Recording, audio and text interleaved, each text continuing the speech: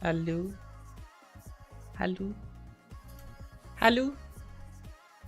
Hallo? Hallo? Hallo? Hallo? Hallo? Hallo? Hallo? Hallo? Servus, grüezi. Und hallo. Herzlich willkommen zu einem neuen Stream von der VLX GmbH und KKG. KKG GmbH. Ausnahmsweise, am Mittwoch habe ich gestern keine Zeit nicht gehabt und der Manuel hat mit mir getauscht. Also doppelte Terminverschiebung. Die Fes morgen der Mann fängt da. Unter anderem, dann wahrscheinlich mit Anno. Laut Plan. What? Ich mag eigentlich nicht alle. Ich will euch nicht belügen. Laut Termin sagt Anno, Terminplan sagt Anno. Ich bin heute dann nochmal dran mit Pokémon. Wir werden heute durchziehen. Bis zum Ende. Bis zum bitteren Ende. Genau. Und da starten wir jetzt rein. Hoppala. Twitch. Ist noch. Oh nein, Software dachte ich. Ja, dann mach doch noch kurz. Wird aber nicht so dramatisch sein. Genau, in der Zwischenzeit. Wir werden heute Pokémon abschließen und ab nächste Woche starten wir mit einem neuen Projekt in Stream, was für uns selber müssen wir mal gucken. Der nächste Zeit auf alle Fälle kein Pokémon mehr. Bis zum Release. Also ich denke bis zum Release von den neuen Editionen, sprich von Pokémon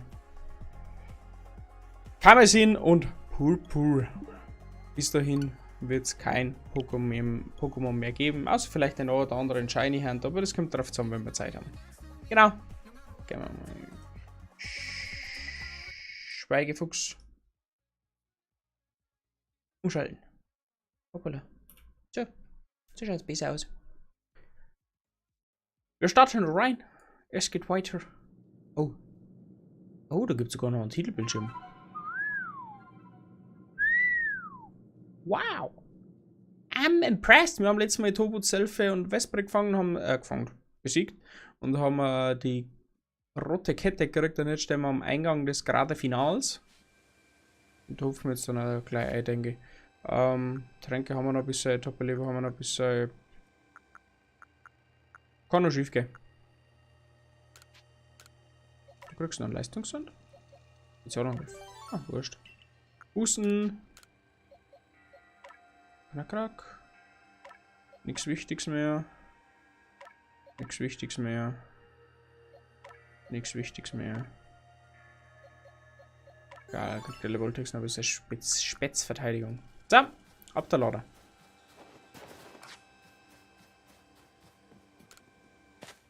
In die Höhle. Boah, ist eigentlich gut, dass er auf heute verschoben worden ist, weil heute habe ich wieder ein bisschen bessere Stimme. Gestern war ich mega angeschlagene Stimme gehabt. Ein alter Mann. Hallo? Hallo?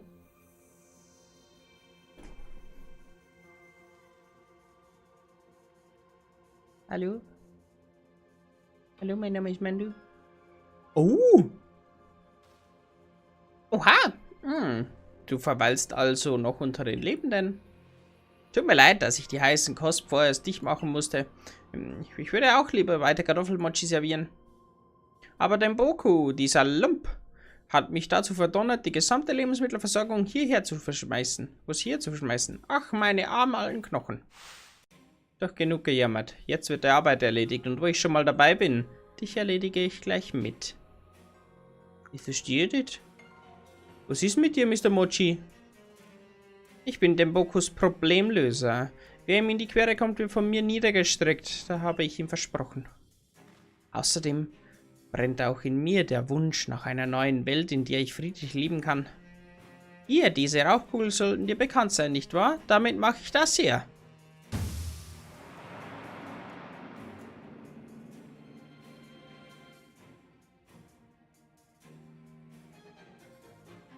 Als ob. Als ich hörte, dass du die Könige und Königin besänftigt hast, was hat das mein Blut in Wallung gebracht? Mein Herz sprang mir fast aus der Brust. Meine Ninja-Künste waren schon dem Verfall geweiht, doch nun habe ich sie würdigen letzten Gegner gefunden. Nice. Bramagil. Das ist an sich gar nicht schlecht. Ich hoffe, ich bin schneller.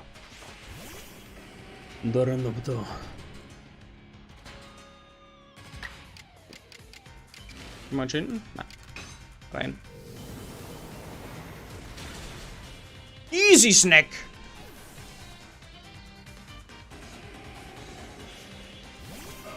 Gare devant.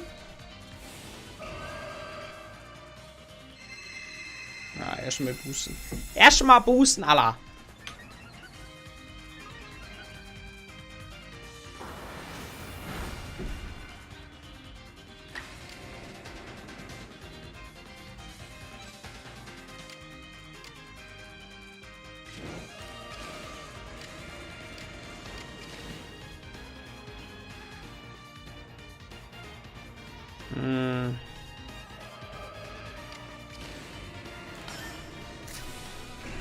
Ganz mal einfach Tempo-Spuckball.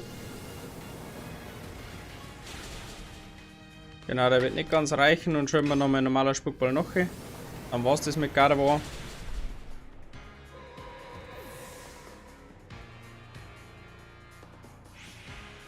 Galagladi.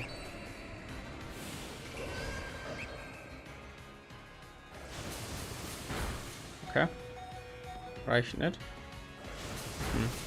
Reicht dann schon. Galagladi ist ein Kampf-Pokémon. Dunkelklar war sehr effektiv. Und gehen wir mit Knackrack.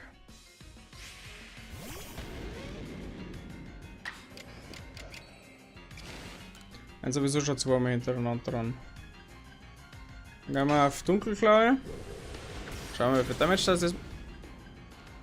Oh, nice!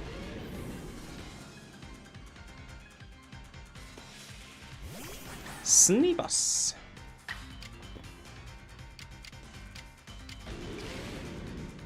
Okay. Ja, normale Erdkräfte. Ja, das reicht. Easy Snack.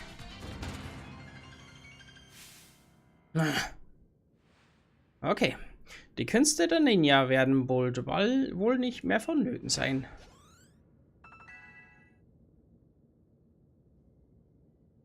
Moin! Sven! Moin, hello! Was geht? Eine beeindruckende Darbietung. Nur ein närrischer Ninja würde sich... Närrischer Ninja würde sich immer wieder an einen Gegner versuchen, den er nicht zu bezwingen vermag. Und eigentlich finde ich dich gar nicht so übel, muss ich zugeben. Ich hätte mal eine Frage. Ja, gern. Was werden die, du? Aber nun spitzt die Lauscher, Mano. Boah. An 3DS, 2DS, XL zu Hause. Kann ich da gerade aktuell fast... Die Frage kann ich da schon beantworten. Ja, hätte ich, aber in den Umzugskartons. Und ich weiß nicht in welchem. Ich ziehe nämlich in 2 Wochen um und ich habe schon ziemlich viel gepackt. Also ja, hätte ich, aber nicht mehr, gerade nicht auffindbar. Es dauert jetzt 3-4 Wochen, bis ich den wieder bekomme. Oder bis das der wieder zum Vorschein kommt. Sorry. Aber nun spitzt die Lauscher, Mano. Pokémon sind furchterregende Kreaturen. Denn Boko und ich, wir beide haben mit ansehen müssen, wie tobende Pokémon unsere Heimat in Schutt und Asche legten. So viel unsere Brüder und Schwestern ließen dabei ihr Leben. Aus diesem Grund will Denboku hier nicht Sui ein Refugio mehr richten. Einen Ort, an dem wir in Harmonie und Eintracht leben können. Weil ich dir da ein Angebot machen könnte. Weil zum Kauf, meinst du? Verkaufen möchte die Konsolen eigentlich nicht. Hängt viel zu viele Erinnerungen dran und ich habe auch noch einige Spiele, die ich darauf spiele. Also verkaufen eher schlecht. Es tut mir leid, aber ungern. Um dieses Ziel zu... nicht zum Stream tauglich machen. Ach so. Das da wäre?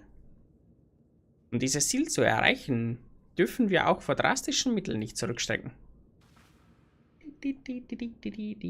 Mal angenommen, ein Pokémon schlüpft durch den Riss im Himmel. Es könnte gut sein, dass Denboku dabei prompt alle Vernunft fahren lässt. Bringt den Expeditionsleiter zur Röson. Raison? Sollte es soweit kommen, notfalls mit roher Gewalt. Wenn du das für mich tust, darfst du dir auch den Bauch nach Herzenslust köstlichen Kartoffelmochi vollschlagen. Da ist er wieder.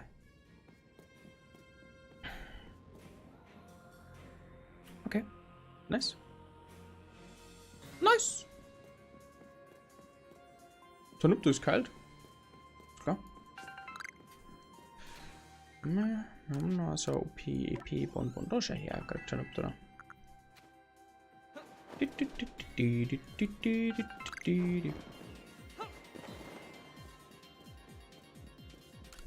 Let's go! Was da los? Was meinen schon um? Hallo! Ich kann die 3DS umrüsten, das heißt, ich würde ihn homebrewen und dir als Zusatz ein paar Pokémon-Editionen als Randomizer draufpacken. Grundsätzlich gute Idee. Wenn ich darf ich die auf Twitch nochmal anschreiben, falls es soweit kommt. Wie gesagt, ich mag jetzt die ganzen Kisten nicht mehr auspacken, die wo ich jetzt schon verpackt habe. Für den Umzug. Darf ich die bei Interesse dann auf Twitch anschreiben? Unter dem Namen. Okay, gern. Dann vermerken wir das. Und speichern wir deinen Namen gleich noch nach dem Stream. Und dann darf ich mich bei dir melden, wenn ich meine ganzen Umzug hinter mir habe. Und dann können wir darüber nochmal reden. Aber danke fürs Angebot. Schau mal. Merci. Du hast die rote Kette mitgebracht. Nur du kannst jetzt noch diesem merkwürdigen Treiben auf den Gipfel am Ende sitzen. Der Schatten eines Pokémon, der hinter dem Riss gesehen wurde. Ich denke, das könnte das ehrwürdige Sinnoh sein. Aber Expeditionsleiter Denboku lässt uns nicht zu ihm. Schauen wir gleich. Da gehen wir rein. Was ist denn da so weiß? Das Beste, ich verlange nichts dafür. Warum? Jede gute Arbeit kostet Geld, mein Junge.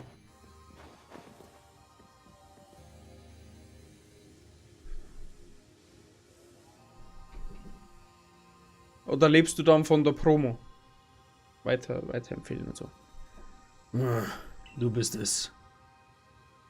Man sagt mir, die rote Kette soll dazu in der Lage sein, Welten zu binden. Wie soll ich das verstehen? Soll sie die Welten festbinden, sie sichern? Weil ich kein Schlüssel bin, der dafür Geld verlangt. Okay. Okay.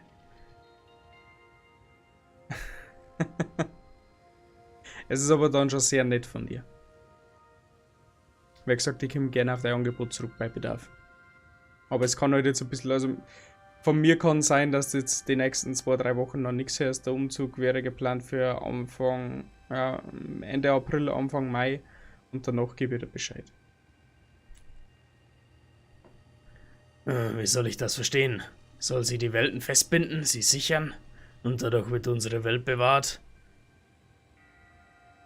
Okay, merci. Hand aufs Herz, das soll ich glauben. Natürlich. Diki. Niemals. Glaubst du etwa, die rote Kette ist ein Trick, mit dem dich Mano hereinlegen will? Ich habe selbst gesehen, wie er die Prüfung der 3 Pokémon der Seen bestritten hat. Wenn das geschauspielert war, fress ich nen Besen. Mag schon sein. Doch, was ist, wenn ich einfach blindlings darauf vertraue und es zur Katastrophe kommt? Wie soll ich den Leuten der Galaktik-Expedition denn jemals wieder unter die Augen treten? Dann arbeite ich mit ihm zusammen. Mit uns zusammen. Wenn etwas schief geht, werde ich den Kopf dafür hinhalten. Es wird jetzt kritisch. In Ordnung. Ist schon gut. Dann wird eben ein Kräftemessen darüber entscheiden, wie es weitergeht. Du gegen mich. Der Stärkere gewinnt. Wohlan, Mano. Stell dich mir mit deinem Pokémon entgegen. Heute geht's um alles. Um alles oder nichts. Das kriegen wir hin.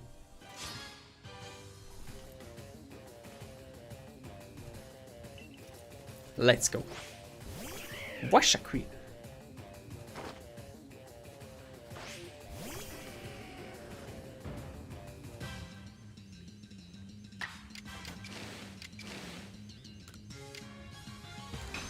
Können wir von Spul. Okay, wow.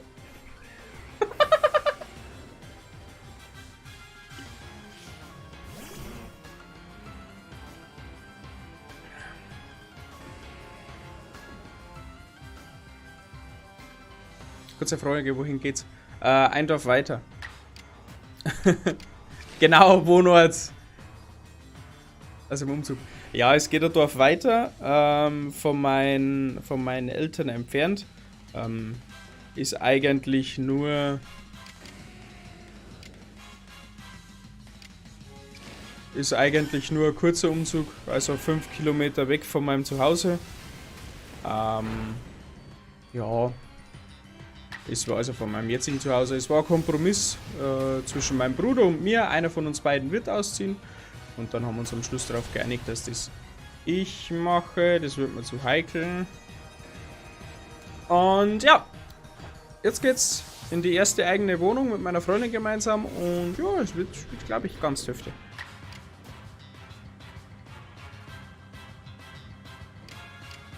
Wird, glaube ich, ganz lustig. Haben wir schon einige Möbel gekauft und bestellt und... Zu Hause, also bis aufs Büro, schaut's riesen Chaos überall. Wir haben überall Chaos. Dort Kisten, überall Kisten. Gigastoß. Hat deine Freundin auch einen? Nein, leider nicht. Die ist nicht so Gaming begeistert. Schade drum, aber ist so. Schaffe mit 2 Energiebälle. Wissen. Schaffe ich nicht.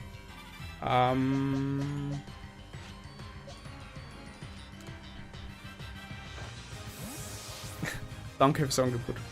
Aber wie gesagt, die hält sich da meistens draus.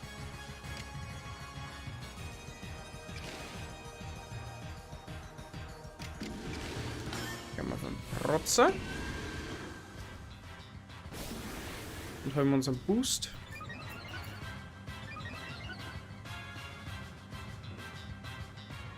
Oh, verfehlt. Nice.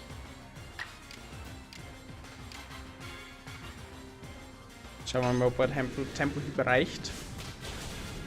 Tatsächlich.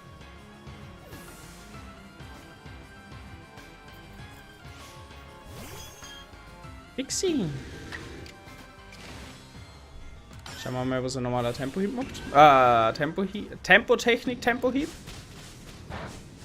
Nicht viel.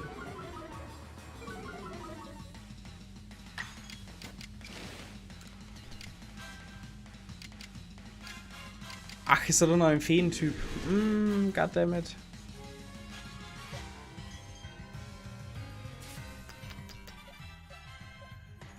Stahlbein natürlich noch sehr effektiv. Immer Fälle-Voltik.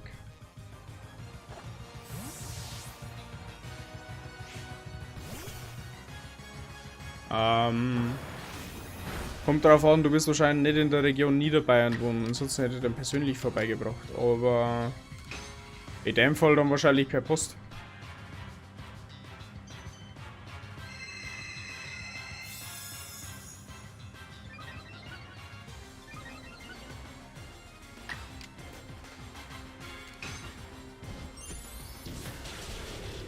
No!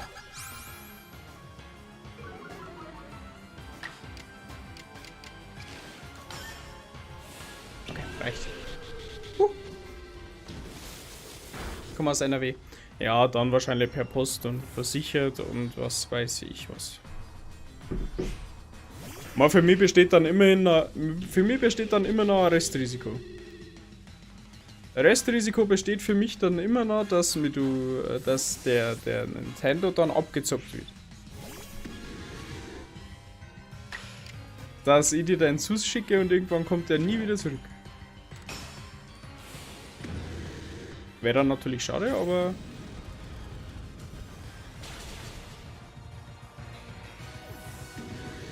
So einer bin ich. Ja, glaube ich dir jetzt... besteht nur die Möglichkeit. Man verschickt Waren ohne quasi eine Versicherung zu einem Fremden. Das ist aber so eine heikle Geschichte. Du weißt. Sollten Pokémon eine Gefahr für unser Leben darstellen, müssen wir sie beseitigen.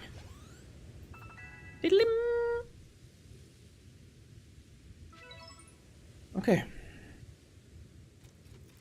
Eine Stärke, die alles in den Schatten stellt.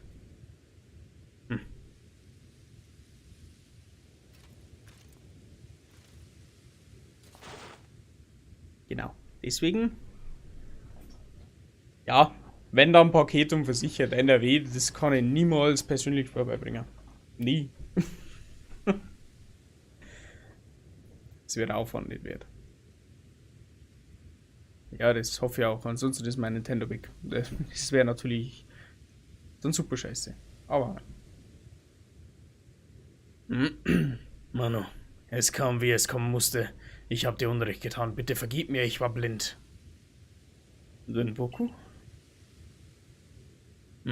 Das hätte ich wohl viel früher fragen sollen, doch warum hast du deine Kraft zum Wohle der Galaktik-Expedition eingesetzt? Mehr noch, zum Wohle der Elysianer und der Pokémon in ganz Isui.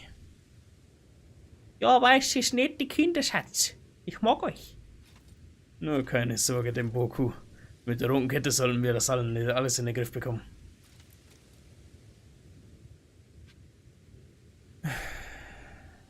Meine Pokémon haben kalt im Jahr. Aber nee, hiermit versichere ich, du bekommst den zurück, sobald ich fertig bin. Ist gut. Glaubt ihr, ein bisschen Grundvertrauen soll es ja doch noch geben. Oder ein bisschen Grundvertrauen setzt man aber sowas voraus. Dementsprechend, wenn es so ist, oder wenn ich so weit bin, dann melde mich. Und dann können wir das Ganze nochmal durchsprechen. Okay, let's go. Es ist Zeit für die rote Kette. Wartet. Ich höre so eine Stimme in meinem Kopf. Nein, ich fühle sie. Die rote Kette, es ist vollbracht. Komm und versuche mich zu fangen, Menschenkind. Diam, was faselst du da? Wir sollen dich fangen? Na, sehr würdige Sinne, ich glaube, er spricht zu mir. Die rote Kette, es ist vollbracht. Komm und versuche mich zu fangen, Menschenkind. Wappne dich für den unweigerlichen Kampf. Hier, nimm. 10 Hyperbälle. Was? Für was braucht Hyperbälle? Was fangen wir denn?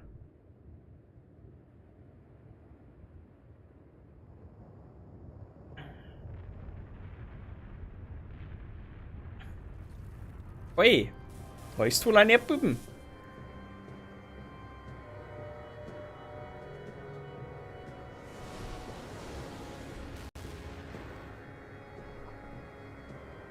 Dialga.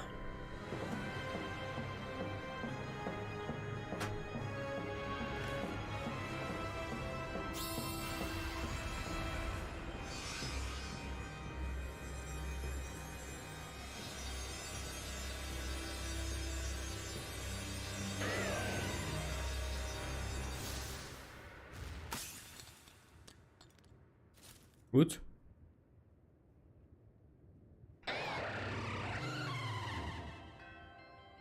And that's literally bad, I think. Ja, lass mich raten, ich soll es jetzt fangen. Warum machen wir?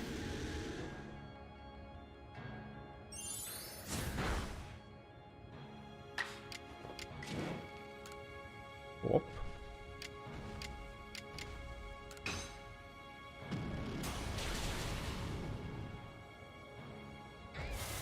Zeitlärm. Tschüss.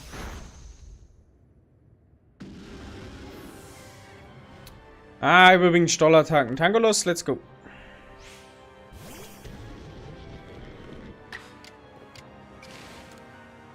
Auf Schlaf, Bruder. Good night. See you later. Energieball. Okay. Okay.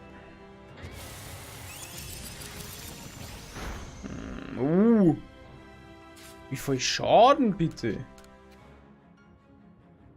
Catch it.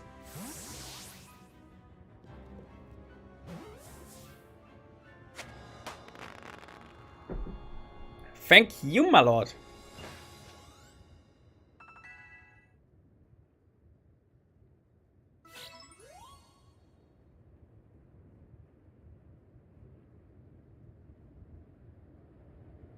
Er hat es. Damit wäre die rote Kette wohl hinüber.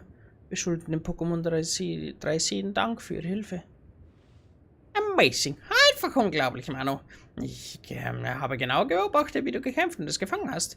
Ich übertreibe nicht, wenn ich sage, du bist der ganze Stolz des Forschungstrupps. Oh ja. Ja, er ist mir eine große Ehre, seine Mentorin zu sein. Was schon? Das nein, ich kann es zum Sprechen fühlen.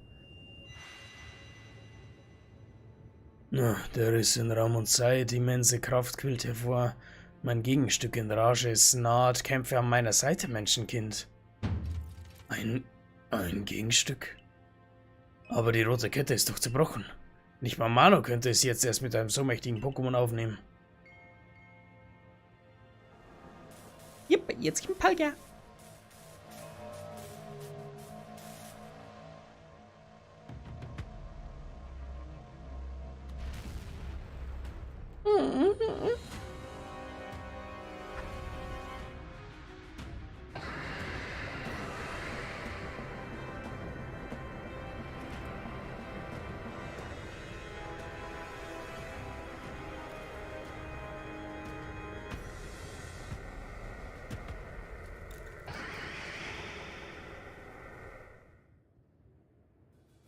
Warum flüchten wir? Let's go! Wir müssen von Japan, und zwar schnell, bevor es zu einem Kampf mit einem anderen nervigen Sinnoh kommt. Los, Rückzug! Wir kehren zurück zur Gipfelbasis. Aber... Wir können doch nicht einfach davonlaufen. Seid ihr total hirnverbrannt? Wenn wir hier draufgehen, ist niemandem geholfen. Das gleiche gilt für dich, zieh dich zurück. Und zwar Dali. Why?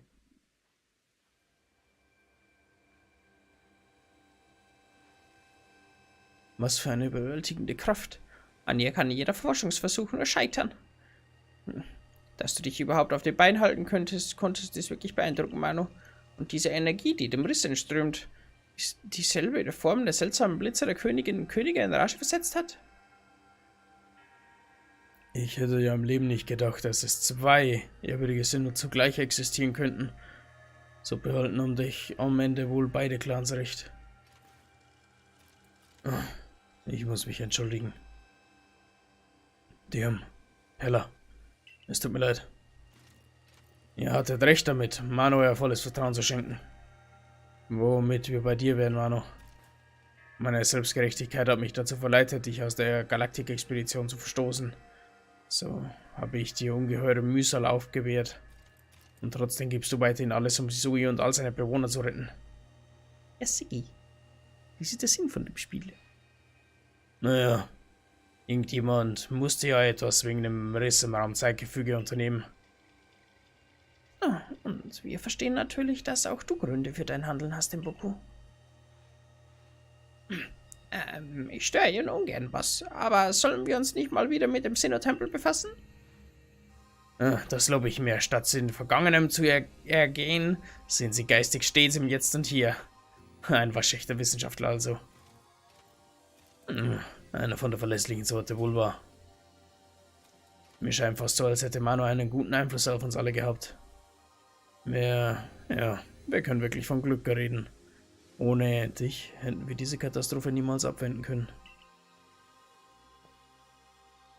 Bin mal weiter, melde dich einfach bei mir. Mach ich, bis dann, war mir eine Freude, man hört sich und riecht sich und Sie wissen schon. Glück? Wovon redest du da, Tölpel? Die rote Kette ist kaputt, nennst du das etwa Glück? Wie soll er denn jetzt kämpfen? Ruhig Blut. Das ehrwürdige Dialga hat mir das alles erklärt. Ich habe nur den vollen Durchblick. Dialga? Sprichst du etwa von dem Pokémon von vorhin? Ja, so heißt es wohl. Das hat es mit mir zusammen in Folge dem... Was? Folge dem verraten. Das Mineral allen Ursprungs. Die Kette leuchtet rot. Das Gefäß aus Menschenhand. Feind alle drei dem Chaos, das den Raum durchdringt, sein Einhalt geboten. Wir sollten uns außerdem gemeinsam mit dem ehrwürdigen Dialga zum Tempel begeben. Also, die rote Kette haben wir schon mal. Oder wenigstens das, was von ihr übrig ist. Ich habe die Teile aufgesammelt. Das Gefäß aus Menschenhand. Könnte es womöglich um einen Pokéball handeln? Das sind alle Informationen, die wir dazu haben. Ich wüsste echt gern, was es mit dem Mineral auf sich hat. Vielleicht weiß es Topin ja. Wenn sich jemand mit Mineralen auskennt, dann er. In Sachen Bergbau hat er Erfahrung. Na gut. Dann darf man ja noch hoffen. Wie sieht es mit Ihnen aus, Professor? Haben Sie eine Vermutung, was das Mineral angeht?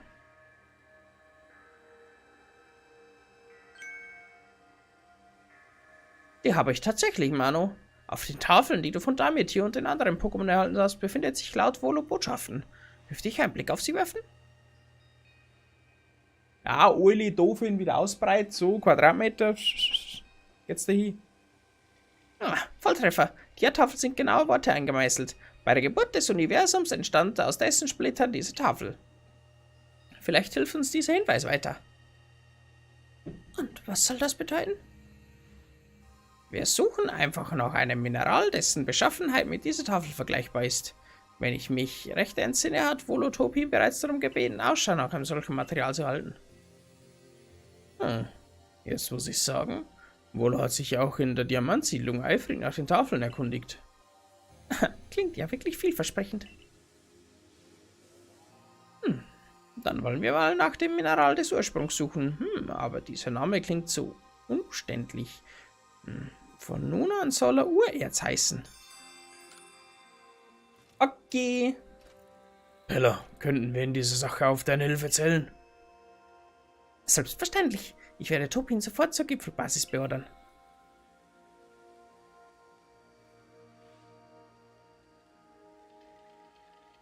Eine halbe Ewigkeit habe ich gewartet und doch keine Einladung bekommen. Wäre ja gelacht, dachte ich mir also und bin selbst angetanzt. Und ja, zur Wiedergutmachung rückst du jetzt mal bessere eine Aufgabe für mich raus. Sicherlich könnt ihr meine Hilfe gut gebrauchen. Tsubaki, kannst du deinen Anführer nicht einmal mit Respekt behandeln? Na schön, allerliebster Herr Anführer, wärst du so gnädig, aber mir auch eine Aufgabe zuteilen zu lassen? Oder so? Dann kümmere dich um deine Mitmenschen. Die anderen Wächter sehen doch auch nach ihren Königen und Königinnen und helfen den Bewohnern unserer Siedlung, Ruhe zu bewahren. Brauchst du dafür wirklich einen Befehl von mir? Ach, Diam, selbst du Dussel wirst doch kapieren, wenn ich sage, jeder nach seiner eigenen Fasson. Oh, der Niemand aus der Galaktik-Expedition hat also doch Mumm in den Knochen. Und deswegen hat Onkel Tsubaki hier ein Leckerli für dich. Na, wer war ein braver Junge? Süßtrüffel. Okay, cool. Topin ist da. Pah! Der scheußliche Hut passt genauso wenig zu dir wie die ach so wichtige Aufgabe, die dir anvertraut wurde. Das gefällt mir alles gar nicht. Isuis Mineralien sind ein kostbarer Schatz. Ich habe das doch vor allen anderen festgestellt, also bin ich am besten für diese Aufgabe geeignet. Solltest du daran was auszusetzen haben, trete ich gern mit Axantor gegen dich und ein rundes Etwas da an. Ich glaube, es hackt. Machst du dich etwa über Elektroball lustig? Gleich kriegst du so eine gewaltige Ladung Elektrizität ab, dass du dich nicht mehr rühren kannst und dein laufendes Hackeball gleich mit. Jetzt halten wir die Luft an, Tsubaki. Versuch doch zumindest mit dem Perlclan auszukommen.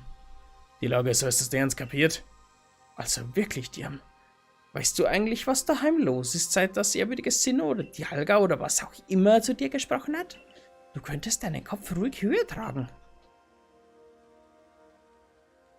Topin, wärst du so freundlich? Mit Vergnügen. Dann werde ich euch nun zur urzeitlichen Höhle geleiten. Okay.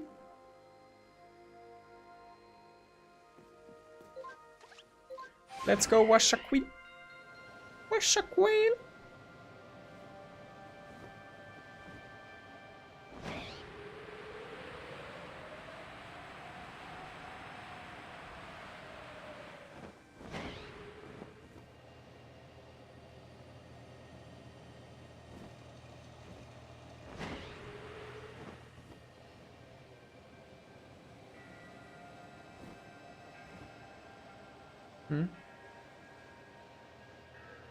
Ah.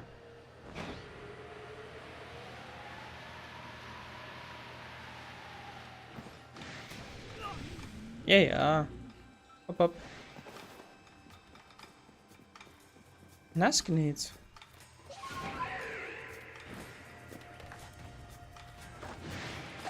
Okay, tschüss.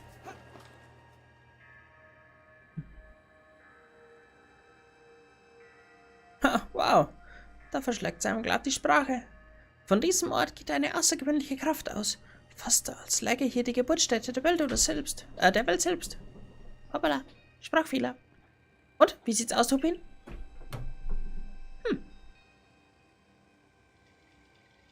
Meine Expertise und Handfertigkeit im Bergbau sind einsatzbereit und Visca-Gott ebenfalls. Ich würde also vorschlagen, ihr überlasst mir die Knochenarbeit. Habt ihr so viele Pokémon? Nicht so schnell. Ja, ist klar. Ja. Kenn mich aus. Kümmere dich um deinen Eingraben. Ja, gut so. Ihr werdet nun den Schatz ausgraben und ihn dann brav uns überlassen. Was macht ihr für verdutzte Gesichter? Eure Nachspioniererei war nun wirklich keine Kunst. Nachzuspionieren war wirklich keine Kunst. Was wir brauchen, mag zwar so wertvoll sein wie ein Schatz, aber wir wollen damit einfach nur unseren blauen Himmel zurückbekommen. Das Oberhaupt des Pelclans ist also immer noch so ein Moralapostel. Genau deshalb habe ich es dort nicht ausgehalten.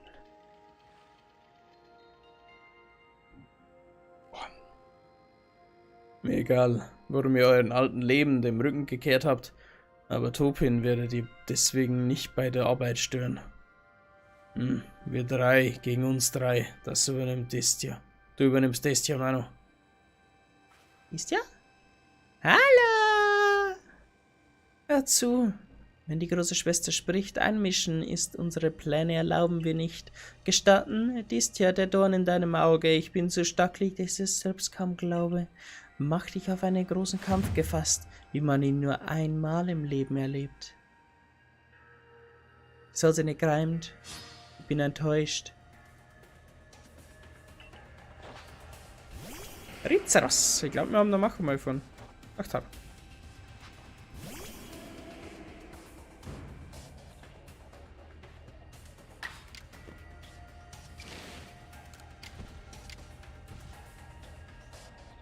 Ja, auf Stommpauke.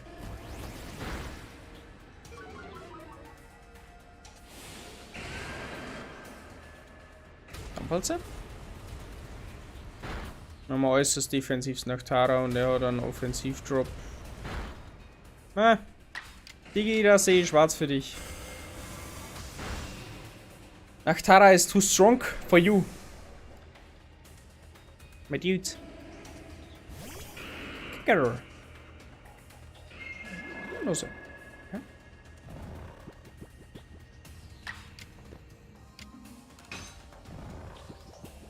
Schläfrig. Tempotechnik, Spuckball. Wird nicht viel machen. Sorry.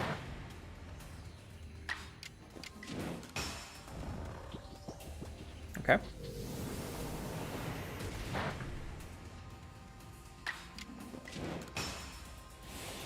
Jetzt an.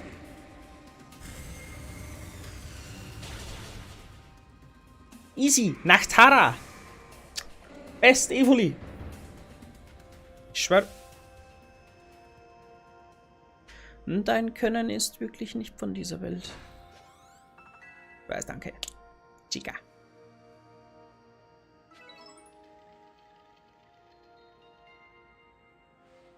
Sag mal, Ophelia, willst du nicht zum Diamantclan zurückkommen? Die Zeiten ändern sich und bei uns ist es auch nicht mehr alles wie früher. Du könntest uns mit deiner Stärke helfen. Es würde mir im Traum nicht einfallen, mir wieder eure Fesseln anlegen lassen. Niemals. Euren Schatz könnt ihr behalten, aber tut gefälligst was gegen diesen roten Himmel. Du bist ja schon wieder stärker geworden. Vielleicht kannst du wirklich etwas gegen dieses Ungeheuer am Kraterberg ausrichten, Mano. Beim nächsten Kampf mache ich jedenfalls Kleinholz aus dir. Wir werden sehen. Okay.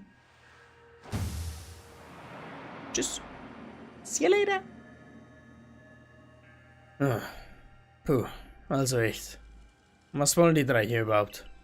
Naja, jetzt mache ich erstmal unsere Pokémon wieder fit.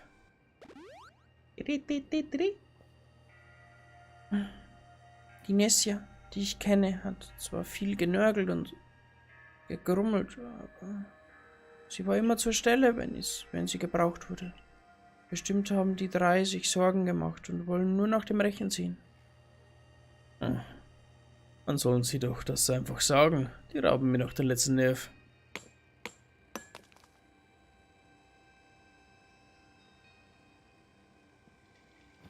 Fertig. Ihr könnt etwas von diesem Erz gewinnen. Urerz oder wie auch immer ihr es jetzt nennt. Hier, Mano, nimm es. Nimm du es.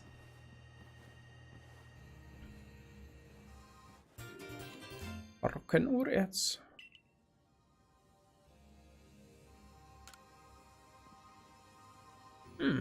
Das war überraschend einfach. Falsch. Ich bin eigentlich nur unglaublich geübt. Eigentlich verdiene ich ja ein dickes Lob. Auf dich ist immer Verlass, Topin. Kein Wunder, dass Saxantor dich als Wächter anerkannt hat. Dann mal zurück zum Professor mit dem Erz. Ich muss schon sagen, er sieht zwar nicht danach aus, aber er verfügt zweifelsohne über geballtes Wissen und ein gutes Urteilsvermögen.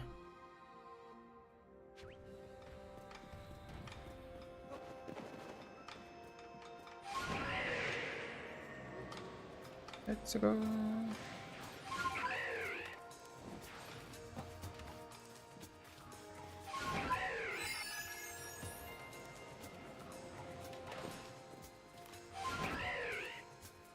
Wir steigen hoch in die Berge.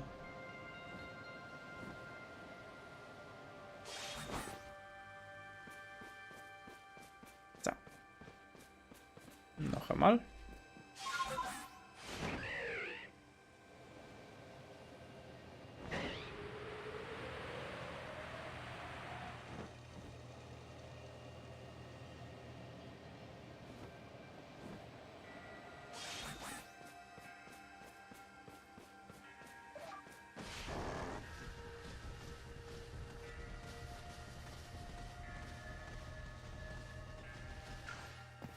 So. Professor, was gibt's? Das ist also das Mineral allen Ursprungs, das Urerz. Ich kann spüren, förmlich spüren, wie in diesem Stück Erz unser ganzes Universum seinen Anfang fand. Wie sind Sie eigentlich auf den Namen Urerz gekommen? Das Ur kommt bestimmt von Ursprung, oder? So ist es. Nun lass uns aber zur Tat schreiten und wieder nach Jubeldorf zurückkehren. Why? Was machen wir da dort? Hola, Brudi.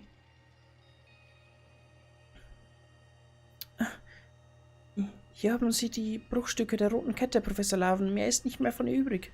Da ist ein Otaro hinter. Oh, das baut. Ich vermute, dass sie selbst zerbrochen ihre volle Wirkung entfalten kann. Danke, dass du sie aufgesammelt hast. Als nächstes das Mineral allen Ursprungs. Bist du soweit, Manu?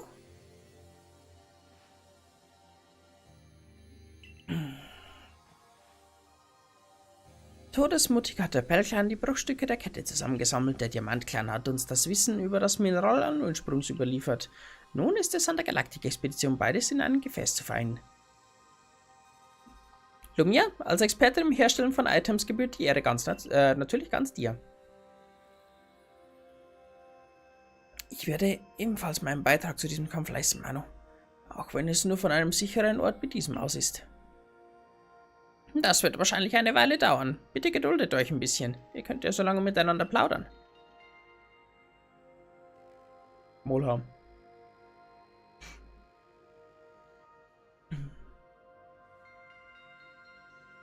Hey, Professor, wie lange dauert's denn noch? In Wirklichkeit geht's dir gar nicht darum, keine Zeit zu verschwenden, oder? Du bist einfach nur ungeduldig, gib's zu.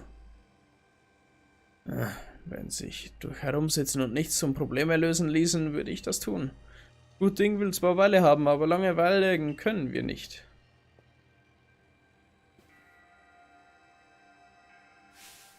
Es ist vollbracht, Manu, wir haben's geschafft.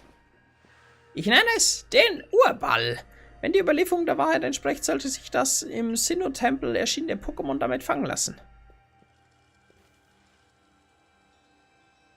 Okay, cool.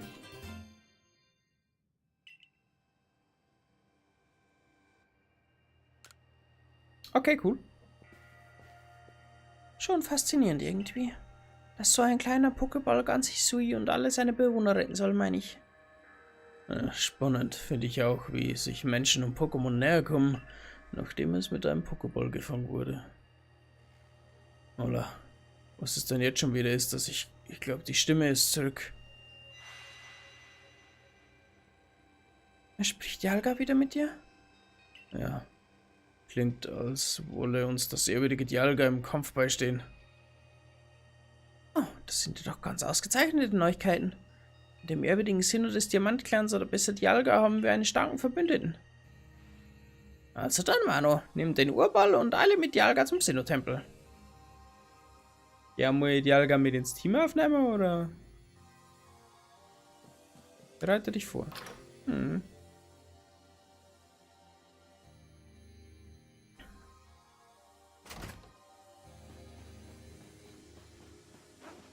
Ist jetzt die Frage, muss ich direkt mitnehmen oder gelangt es? Ich weiß ja nicht.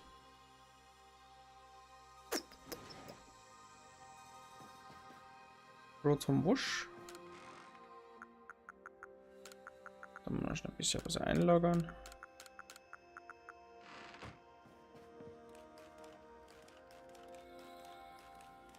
Wo ist denn unsere Werkelbank? Unsere Werkelbank, oder? Ey, wo ist mein Mitmuttränke? Sollen wir jetzt Dialga direkt im Team mitnehmen? Wenn ja, ich habe keinen Platz. Mal schauen. Mal schauen, was Desiree sagt. Desiree! Also. Hier steht ein schwerer Kampf bevor. Bist du wirklich bereit für den Kraterberg? Das bin ich. Gut, das wollte ich hören. Nun hör genau zu, was ich sage. Zeit und Raum können nicht voneinander getrennt werden. Das Pokémon, das im Sinnoh-Tempel erschienen ist, heißt Palkia und gebietet über den Raum. Wird ihm nicht Einhalt geboten, verzehrt sich der gesamte Raum Hisuis und unsere Welt ist dem Untergang geweiht. Doch nun zählst du sein Gegenstück zu deinem Verbündeten. Mit Dialga, dem Gebieter über die Zeit, könnte es gelingen, Zeit und Raum ins Gleichgewicht zu bringen und so die Ordnung der Welt wiederherzustellen. Und nun geht zusammen mit Dialga auf den Sinnoh-Tempel.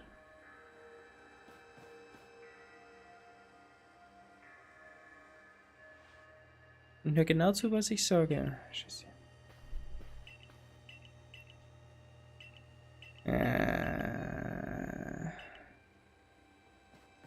Ja, sorry, mach mal. Tut mir wirklich leid.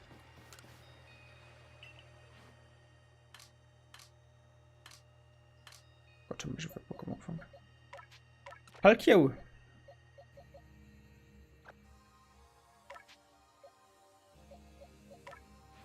Kannst du so. Erdkräfte, Eisenschweif, Lichtkanone, Zeitenlärm. Was kannst du noch so? Drachenpuls. Der Drachenpuls war ja ganz interessant. Ist der physisch oder speziell? Speziell. Und Eisenschweif noch weg.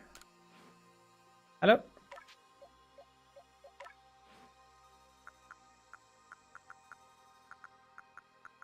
Nehmen wir Drachenpuls mit.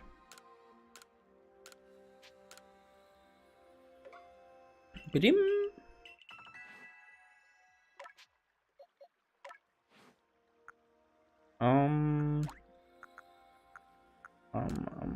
Drachenpuls, Zeitenlärm, Lichtkanone, Erdkräfte.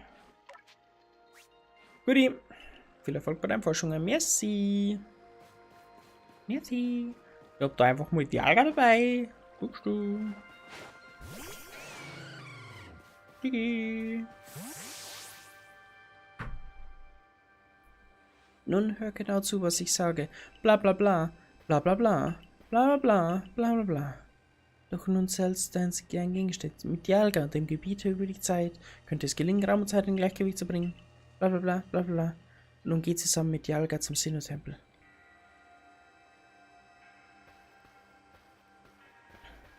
Ich muss sagen, euer Dorf ist wirklich interessant. Vielleicht schaue ich in der Schneiderei vorbei und werfe mich in Schale. Bitte was? Ist jetzt wirklich die richtige Zeit dafür? Ist die Welt erst einmal passé? Haben sich auch Einkaufsbummel für eine Weile erledigt? Das könnte meine letzte Gelegenheit sein. Stimmt auch wieder. Nun gut, Mano. Wenn du alle Vorkehrungen getroffen hast, sollten wir auf ein neues zum Sinnoh-Tempel aufbrechen. Jo, ab der Lade!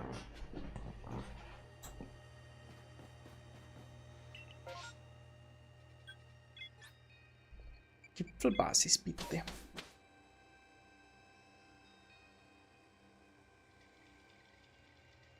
Gipfelbasis. Kennen Sie schon die Gipfelbasis? Müssen wir noch schräg hoch.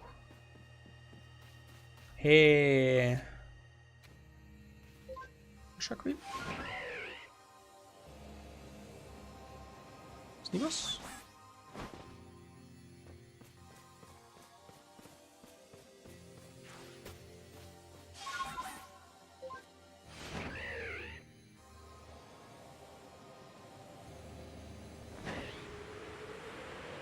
Aber ich denke, dass wir so raufkommen.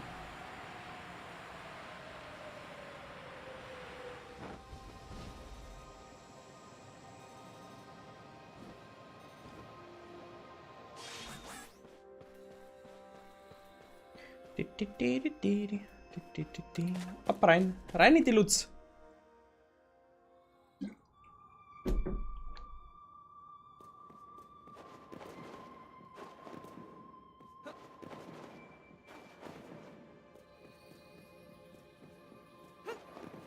Volvo.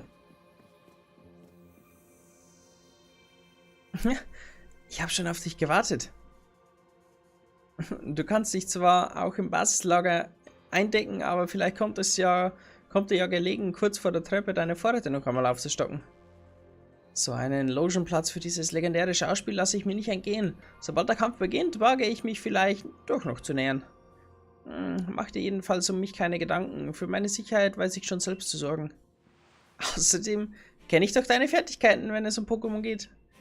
Noch bevor mir irgendetwas passieren kann, wirst du den ganzen Spuk beendet haben. Sickel. Irgendwie, weiß ich nicht. Irgendetwas stimmt mit dieser Dude nicht.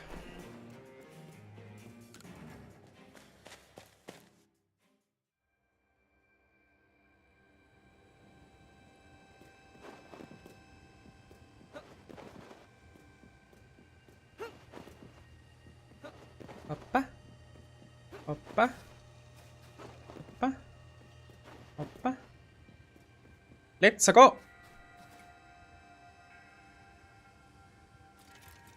Ich dachte lange Zeit, dass ich alles Fremde aus dem Weg räumen müsse, um Jubeldorf zu beschützen. Ob das Pokémon des Tempels oder dich. Doch du hast mir entschlossen gezeigt, dass meine Überzeugung falsch war. Du bist nun bereit, dich mit derselben Entschlossenheit in den Kampf zu stürzen? Ich bin bereit. Ich kann das. Mano, lass uns gemeinsam den Morgen entgegengehen. Was soll das bedeuten? Eine alte Redensart des Diamantclans, mit der man jemanden Glück wünscht. Ach. Scheint, als hätte ich dein Clan manchmal auch ein paar kluge Worte parat. Ja, wir werden dir zur Seite stehen, komme was wolle. Auch wenn ich nicht glaube, dass du unsere Hilfe benötigen wirst. Der Menschen und Pokémon von Hisui zählen auf dich, Mano. Beschütze Raum und Zeit. Raum und Zeit und die Unendlichkeit. Und noch viel weiter. Immer weiter auf der Leiter. Mit die schönen Lackschlipfer.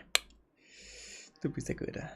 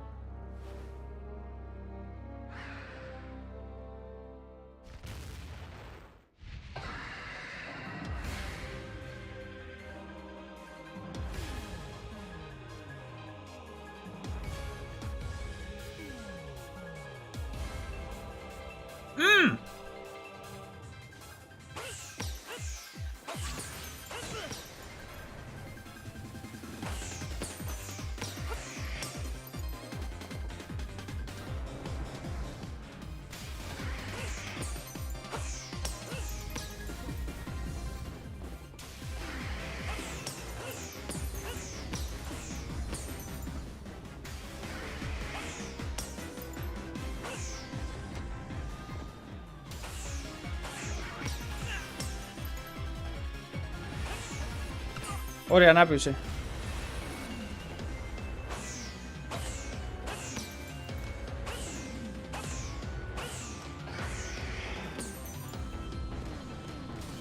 Okay.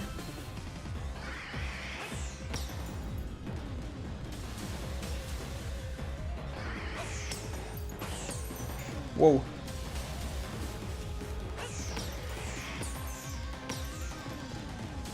Nein. Oh.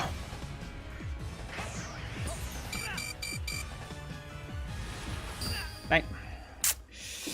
Ah, das war jetzt doof. Das war jetzt richtig doof. Ich hab nicht aufgepasst. Ja, sehr klar.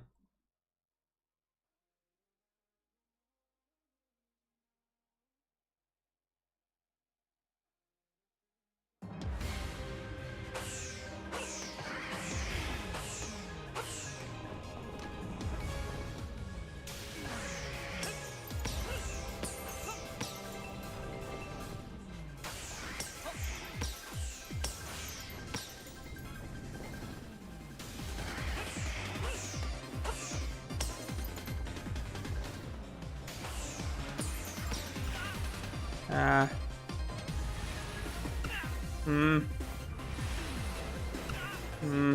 Das wird nichts. Töte mich bitte. Mach nochmal einen Try.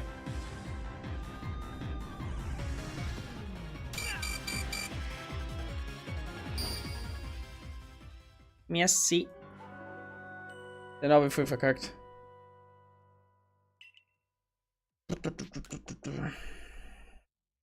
Weil ich die Energiewellen da unterschätze.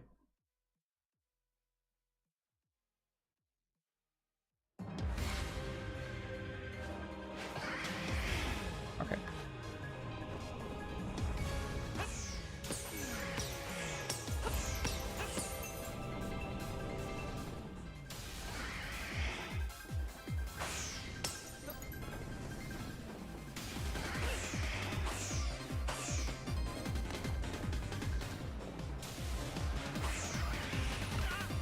Mhm.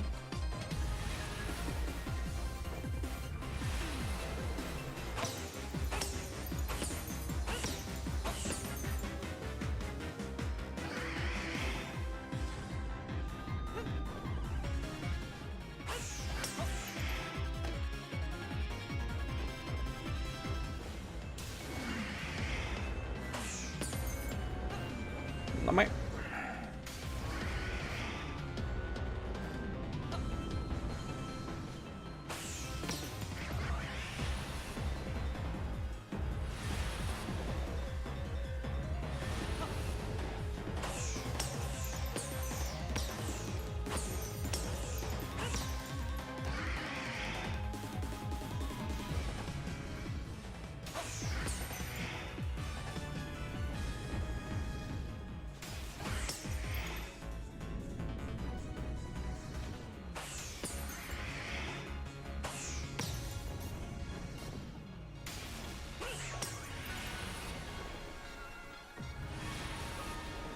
Ah.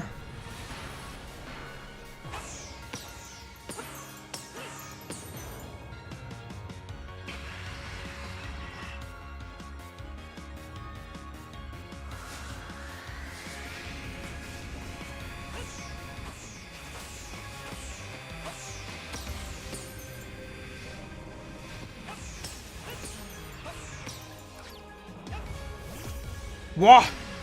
Hallo Mandu. Hallo Mandu, wie geht's Ihnen?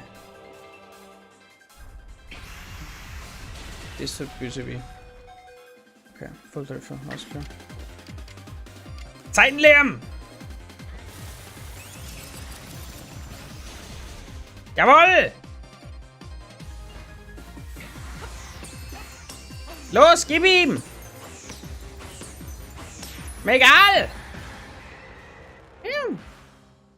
Naja, K.O. von gestern. K.O. von gestern, aber na ist fit. K.O.? War's recht anstrengend, lieber Mann, du. Aber das ist gut, dass sonst das fit ist. Freut mich.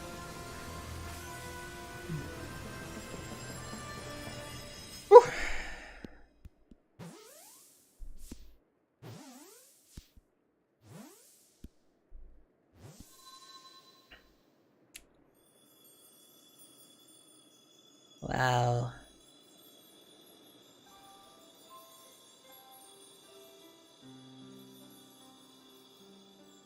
Wir haben die Welt gerettet.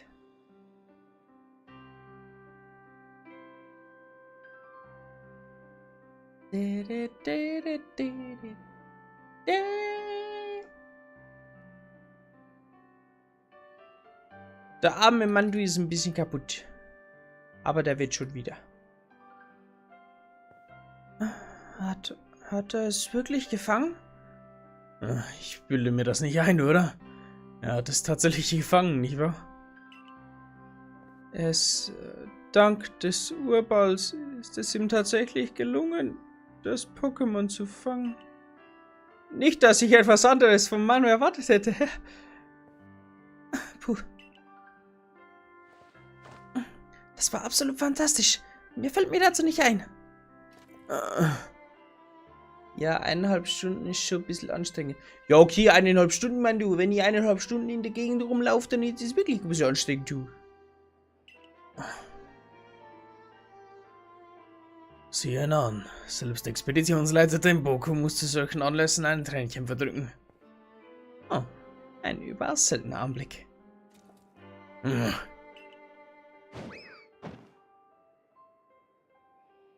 Aua, was sollte das denn? Jetzt kann ich mir zumindest sicher sein, dass ich nicht träume. Hört her! Diese Aufgabe war etwas, dem wir alle nicht gewachsen waren, doch gemeinsam sind wir über uns hinausgewachsen und haben sie bewältigt. Mir scheint, gibt es jetzt nur eins zu tun. Ein Fest. Wir werden ein Fest veranstalten. Versammelt alle Mitglieder eures Clans. Das wird das größte Fest, das Sisu jemals gesehen hat. Wir sollen zusammen mit dem Diamant-Clan feiern? Feiern? Mit dem Perl-Clan? Naja, immerhin hat sich herausgestellt, dass niemand von uns einen falschen Sinnoh verehrt hat. Die Zeiten, in denen wir uns darüber streiten, wer im Recht ist, sind Geschichte. Unsere Vorfahren wären wohl sehr überrascht, uns so einig zu sehen, aber das ist vielleicht der beste Weg, den Ort, an dem wir alle leben, zu beschützen. Nun lasst uns feiern. Wir feiern den Anbruch eines neuen Zeitalters für alle Bewohner der Sü-Region. Okay, das finde ich ganz toll. Aber das war's noch nicht, glaube ich.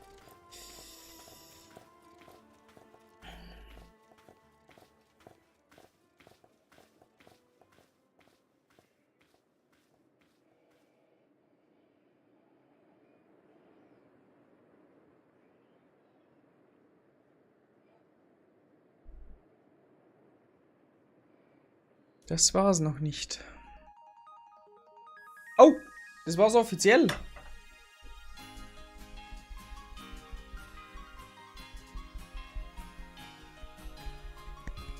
Die Zeit kann ich zum Trinken nutzen.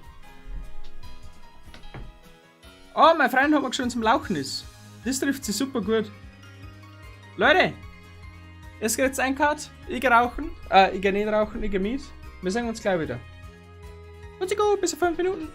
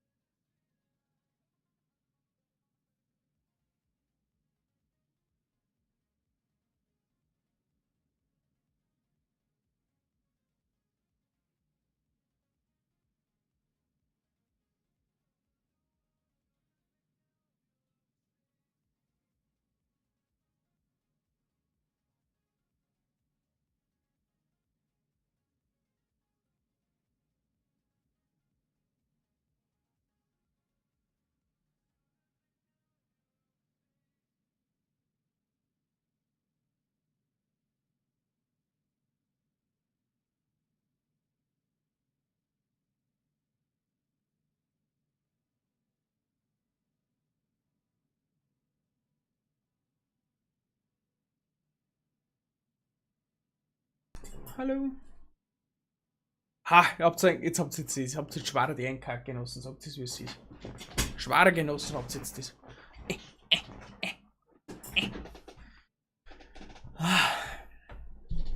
So. Und deiner Kirsfun scheint auf irgendetwas zu reagieren. Begegne alle Pokémon. Begegne allen Pokémon. Palkia, gefangen.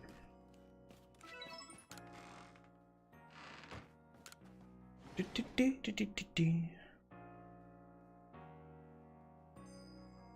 glaube, es heißt fange alle Pokémon, oder? Nicht nur begegne. Guten Morgen, Mano. Der Riss im Raum Zeitgefüge ist verschwunden. Wir vom Forschungstrupp können uns also wieder voll und ganz auf unsere Mission widmen, der Vervollständigung des Pokédex. Damit haben wir erstmal alle Hände voll zu tun. Es soll jetzt im Büro des Forschungstrupps besprochen werden, wie es weiter vor sich geht. Doch, der Stimme. Wir sehen uns dann dort. Ach ja, es ist alles so schön. Ich bin so verliebt. Gefällt.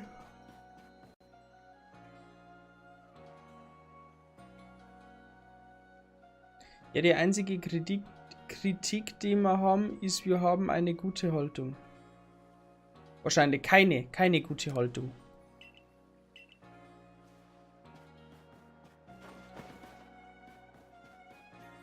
Ihr müsst wahrscheinlich mehr aufrecht und was weiß ich.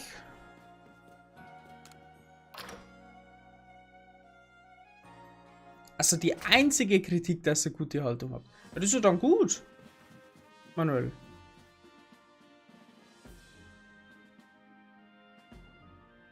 Hattest du Spaß am Festspaß? Ja, sicher. Sehr. Toll.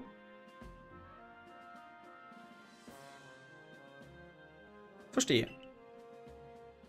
Es war ja auch viel los. Ich glaube, ich habe sie noch nie so ausgelassen gesehen. Ich glaube, ich habe sie noch nie so ausgelassen gesehen wie beim Fest, Kommandant Celestis. Das haben Sie sich nur eingebildet, Professor. Bitte mach Ihr Bericht zum Pokédex, bitte. Der jetzige Stand bezüglich der Vervollständigung des Pokédex kann sich durchaus sehen lassen. Allerdings glaube ich, dass wir noch mehr Pokédex-Aufgaben erledigen sollten.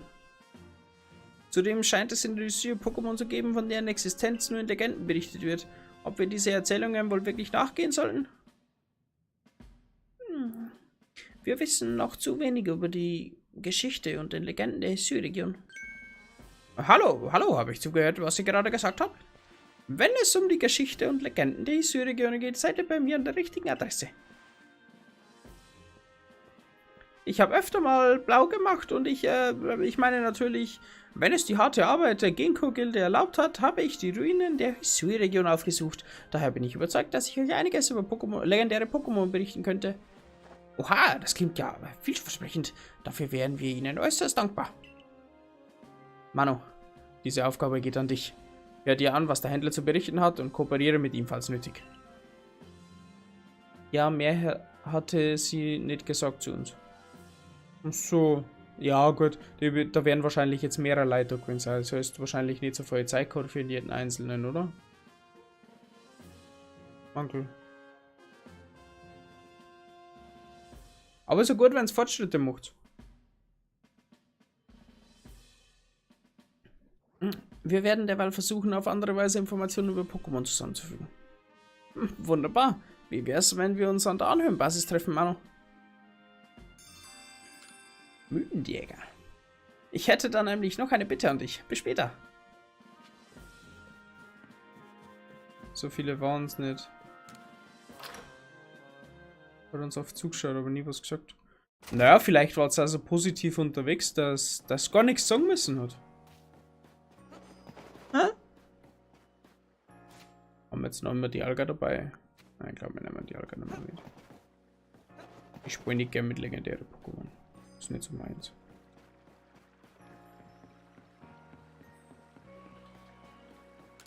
Ist nicht so meins.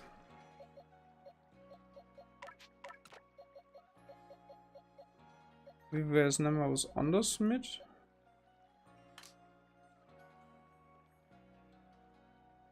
Ich hab doch vor kurzem mal Shiny gefangen. Das nehmen wir mit.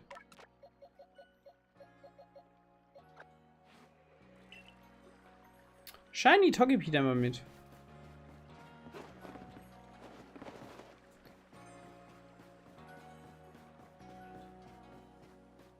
Anhöhenbasis hätte ich gern gehabt.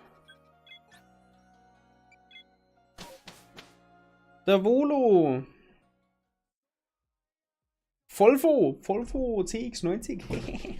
Also, Hauptstory sind wir durch damit. Das, was jetzt noch kommt, was wir heute noch schaffen, ist zu geil.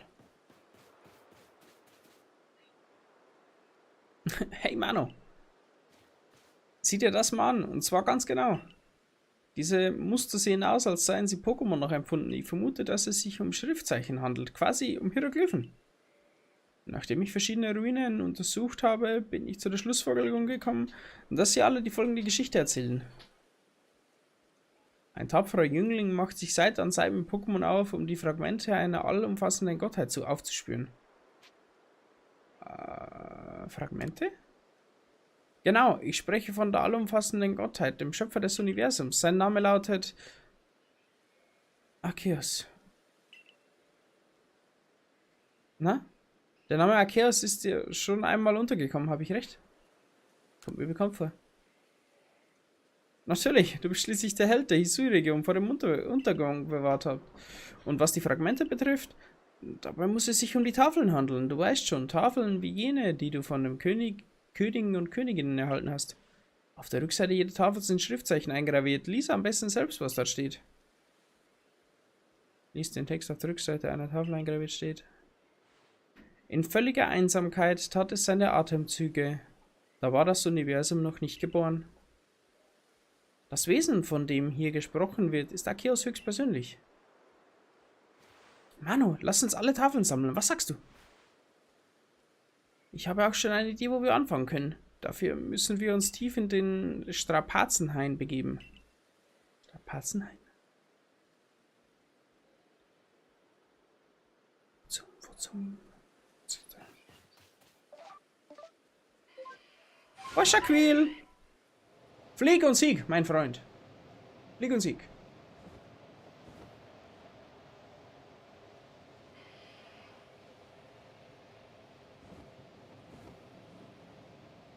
Kann man nochmal Schwung holen.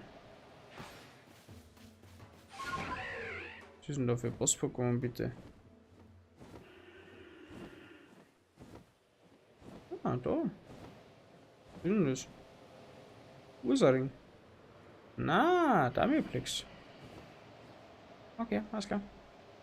Abflug. Abflug.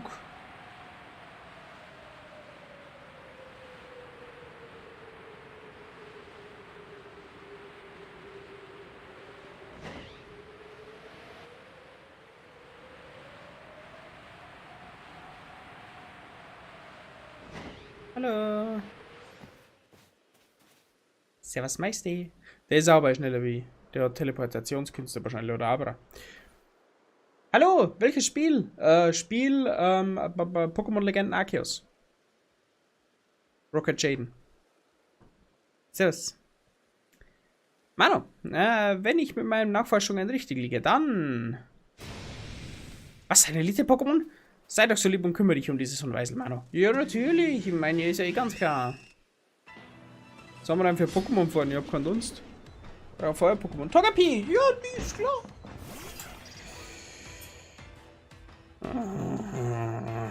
Cool. Jo, finde ich auch. Jo, finde ich nicht cool. Scheiße. Ah! Erstmal jetzt Togepi nicht überlebt. Da freue ich mich aber.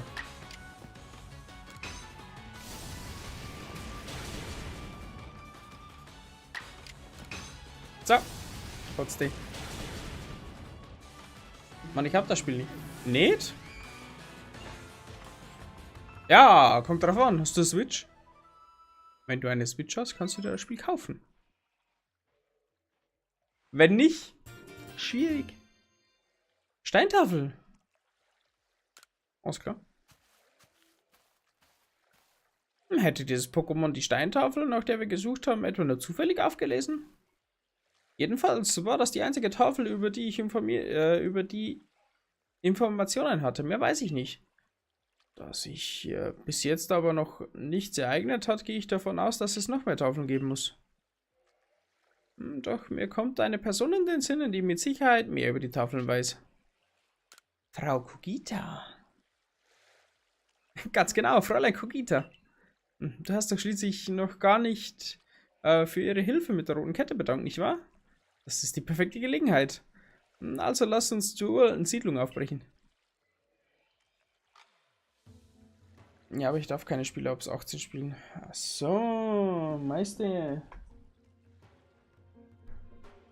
Sie ist ab 12. Peggy Free. Ab 12.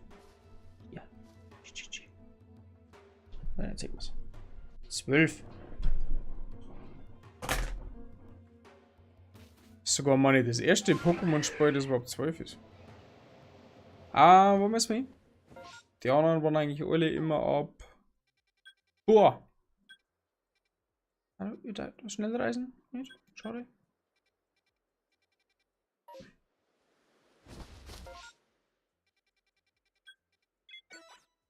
Nein. Nein. Ja. Ich bin 9. Ja, okay. Schlecht. Muss man erwarten.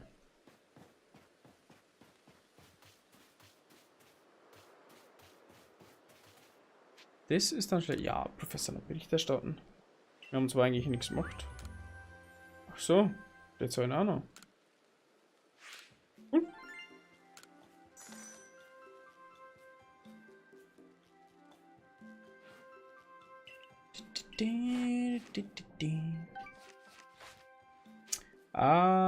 Ins Dorf zurückkehren. Wir müssen woanders hinreisen. Wir suchen den Weg heraus aus der Basis. Oh, das ist eine Massenbegegnung für Magma. Ah, anders mal.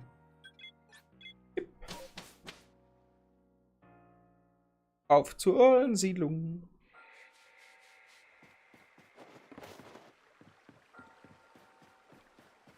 Ding, ding, ding.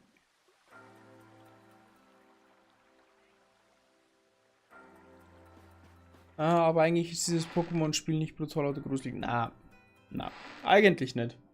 Es gibt noch durchaus andere Pokémon-Spiele, wie zum Beispiel Pokémon Schillernde Perle. Das ist sogar ab 0.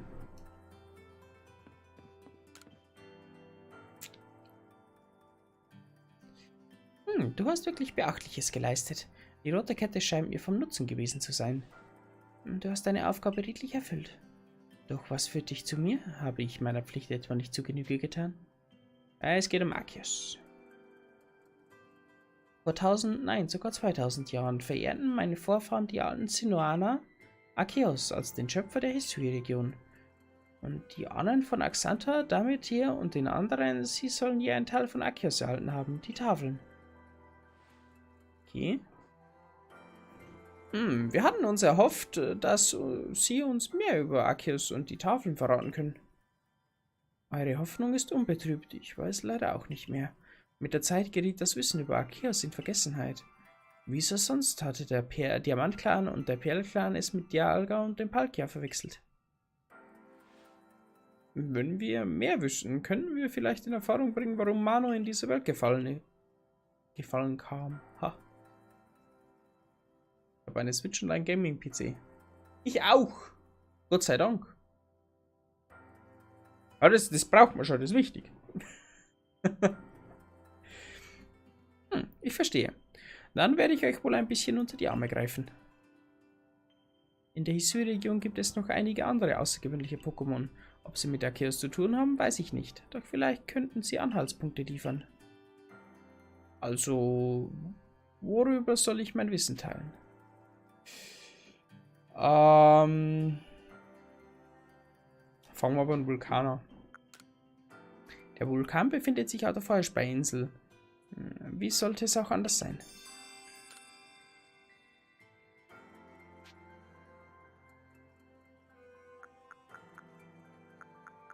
Kann man das sehen? Die 3 Pokémon kennst du bereits. Du hast ihnen die rote Kette. Begib dich zu ihnen und zeig, wie stark du geworden bist. Aha. Okay, wir dann jetzt noch Missionen sammeln. Mondsichel.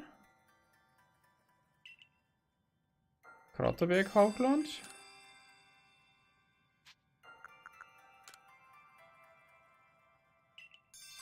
Aha, ich weiß schon, auf was das hinausläuft. Wir müssen noch ein paar Legis. Der Aufbruch.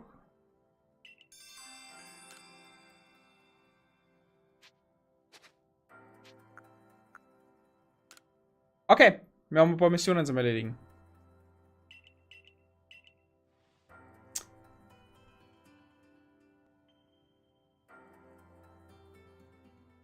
Warum sind so wenig Leute da? Sind nicht sonst viel mehr da? Eigentlich nein. Ist sehr ruhig. Ich bin aktuell noch live auf Twitch. Da sind es auch nochmal so 2, 3 oder so im Durchschnitt. Kleine Zuschauerschaft, aber dafür kontinuierlich. Es ist schwierig auf dem Riesenmarkt YouTube und Twitch Aufmerksamkeit zu erhalten. Das dauert ein bisschen. Aber Community ist klein und fein. Es sind ein paar nette Leute dabei. Wir haben äußerst nützliche Informationen erhalten. Na dann, lass uns mit der Tafeljagd beginnen. Tafeljagd! Let's go! Jetzt muss ich mal schauen. Okay, alles klar. Cutscene. Manu, ich hatte es schon erwartet, aber Pokémon sind tatsächlich das Rätselslösung. Mithilfe der Texte, die auf den Rückseiten der Tafeln eingraviert sind, gelingt es uns womöglich herauszufinden, wie man Arceus begegnet. Suchst du bitte nach dem Pokémon, von denen Fräulein Kogita erzählt hat? Ich gehe in der Zwischenzeit einer anderen Spur nach. Arceus, das die Isui-Region erschaffen haben soll. Ich wage kaum, es mir vorzustellen. Nie. Ja, nicht. Was für Mission haben wir denn jetzt ausgewählt? Missionsliste. Wir fangen bei der Feuerspeiinsel an. Die Feuerspeiinsel. Yep. Warum kann ich eigentlich immer nur für Jubelstadt reisen? Kann ich nicht für die anderen jetzt dann ausprobieren? Oder bin ich einfach nur doof?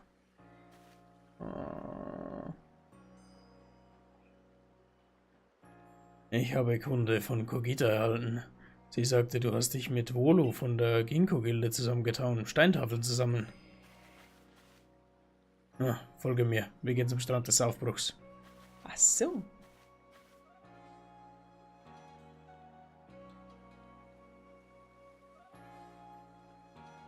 Kenn ich, kann ich verstehen, habe auch gebraucht, bis die Leute mich bemerkt haben. Ich bin selbst Streamer. Oh, nice.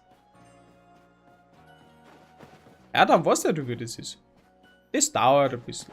Aber alles mit der Ruhe, in der Ruhe liegt die Kraft. Heißt.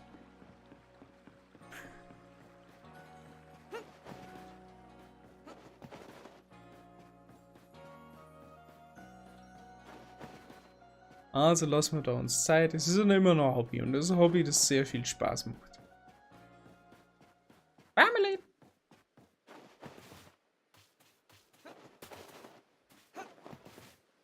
Hopp. So, wo ist er denn, der Chef? Chefe! Moin!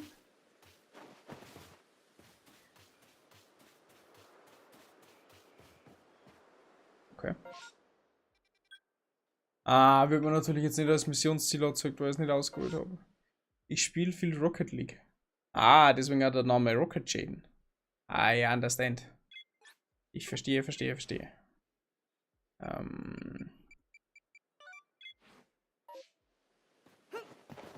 Sie erklärt deinen Namen.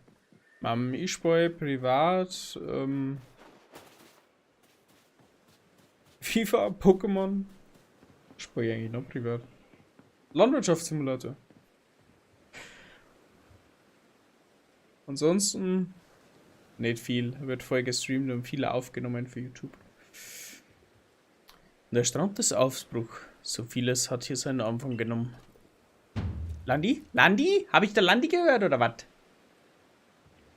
Wohlan. Genug der Worte. Stell dich mir.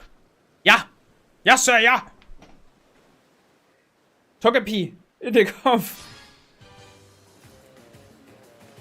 Ich seh mir. Mehr Kämpfe! Ja, ist klar.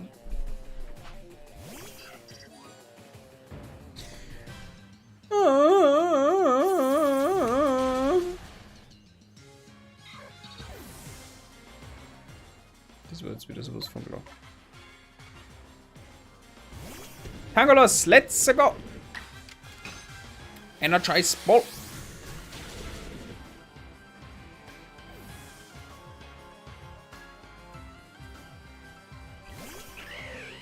Washaquill. Das tut weh. Oh, das tut böse weh. Schlagen wir zurück.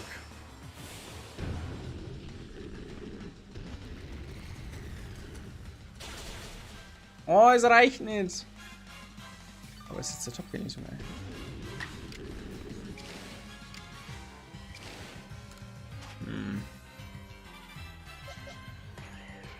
Wechsel auf Voltic.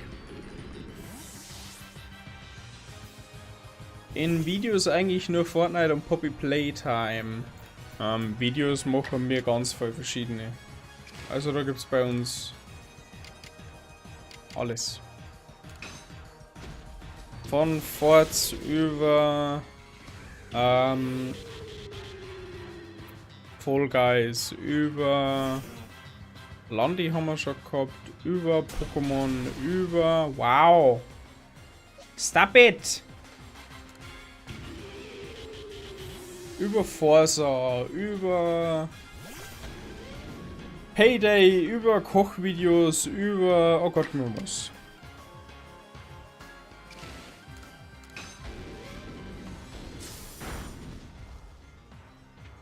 Volltreffer.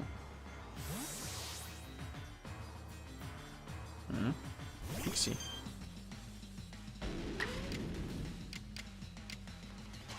Ein Konter zu Pixie?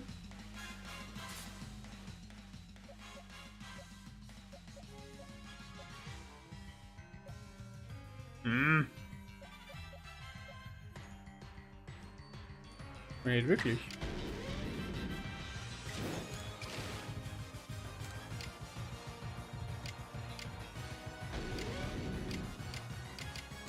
Ah, Wertkräfte.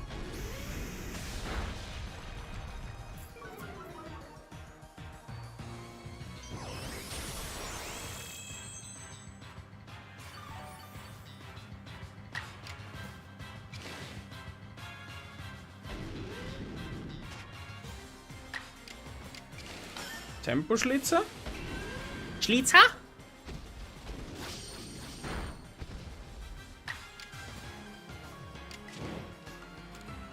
Wertkräfte normalste verreichen. Ich hoffe. Tut's! Nice. Relaxer kommt wieder. Wir im Chapter 2. Playtime Chapter 2. Weiß ich nicht, weil das Spiel ehrlich gesagt gar nicht kenne. Sorry. Also ehrlich gesagt keine Ahnung. Ich habe das noch nie gehört. Hobby Playtime Chapter 2. Muss ich mir dann direkt einmal anschauen. Ich habe ehrlich gesagt überhaupt keine Ahnung von dem Spiel.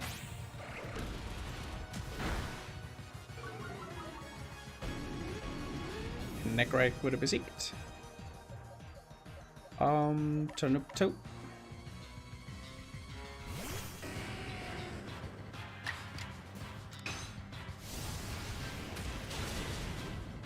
So, das war's.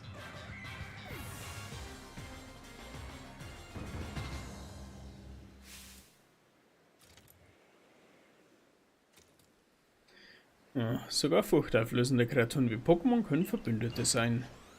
So ist wieder was gelernt. Nackrak hat leider keine Erfahrungspunkte gekriegt.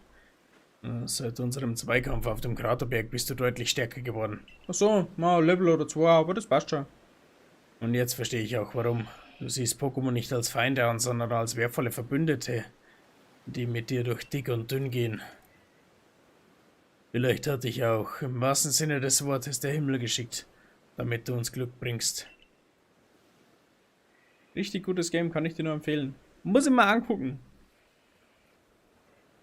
Kann ich so jetzt pauschal noch nicht sagen, aber muss man sich angucken. Hier, das ist für dich. Fausttafel. Ja, ist klar, nie. Moin, Meister. Als die ersten Mitglieder der Galaktik-Expedition, das heißt Mobeshi und ich, ein paar andere hier ankamen, fanden wir diese Tafel. Ich habe gleich bemerkt, dass hier eine Kraft inne wohnt und seitdem sorgfältig verwahrt. Es erscheint mir nur angemessen, dass sie nun in den Besitz derjenigen gelangt, der ebenfalls hier strandete. Wer weiß, vielleicht hat uns ja irgendwann irgendetwas hierher geführt. Ja, so muss es sein. Nicht nur wir, sondern auch Diam, Perla. Wir alle wurden vom merkwürdigen Sinnoh geleitet. Vielleicht sollte dieses Land statt Hisui besser Sinnoh-Region genannt werden. Ich habe zwar kein Recht, das zu sagen, aber ich bin froh, dass unser Forschungstrupp so ein talentiertes Mitglied wie dich gefunden hat.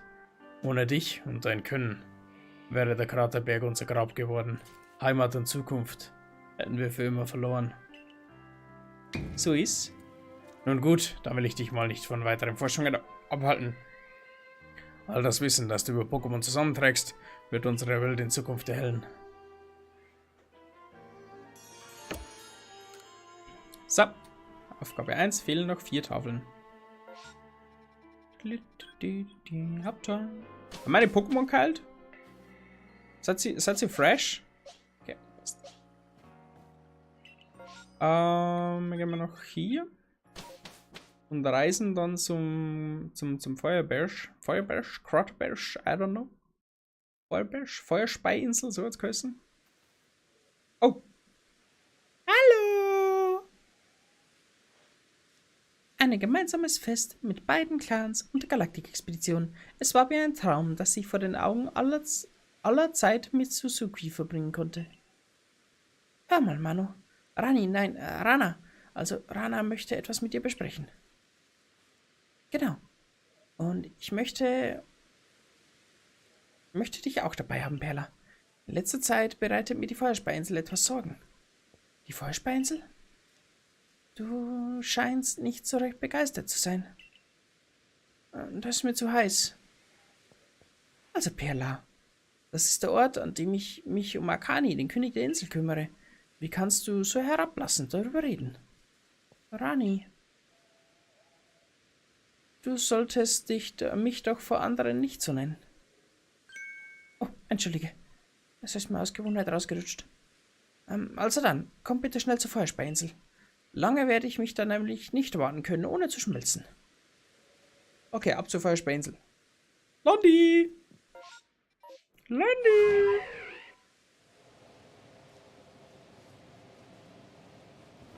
Okay, das kann jetzt hängt da an. Vollgas!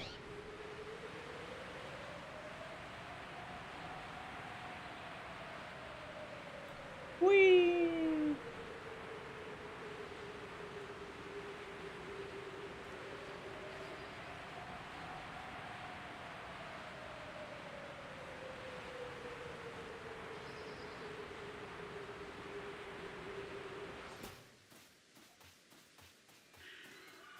So. Hier hoch und noch ein Stückchen weiter. Hoch, hoch, hoch, hoch, hoch. Sneebus.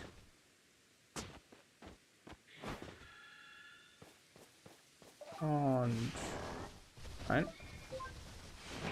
Abflug. Oh, ich habe Mission aber nicht ausgeholt. Feuerspeiinsel.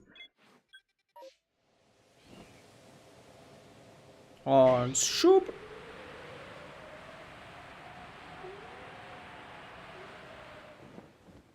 Was war das?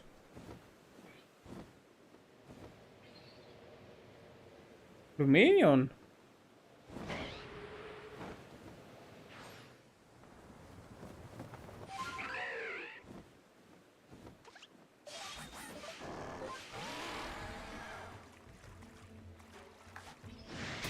Oh, das ist ein Boss.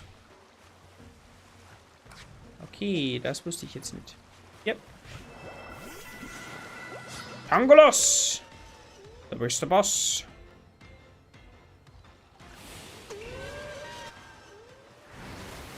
Luftschnitt.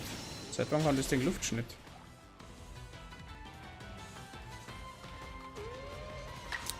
Energieball ab. Rein. Scheppern muss es.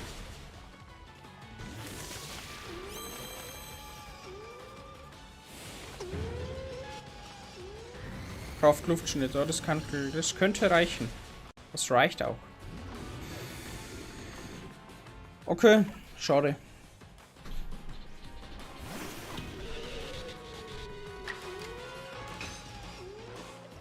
Donnerschlag. Okay. Na, das wird jetzt zwar eigentlich nicht. Ich wollte es eigentlich fangen, aber naja. Tangolos, dann mal wiederbeleben. Aber das halten wir jetzt nicht, weil wir es wahrscheinlich auf der Feuerspeinsel nicht brauchen. So geht's einfach so.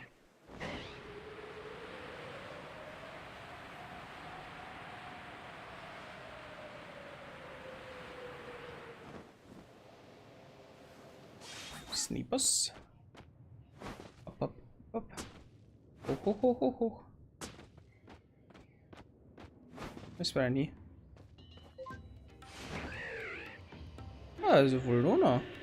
Hallo Vulnona.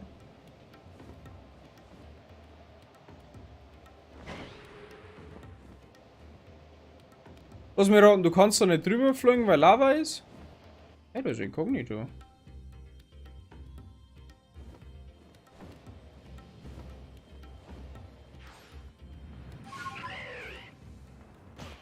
Hoppala.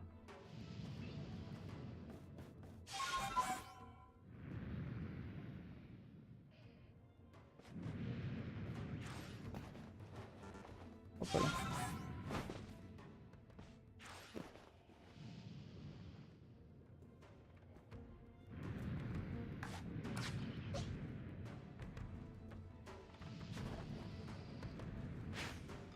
Ha!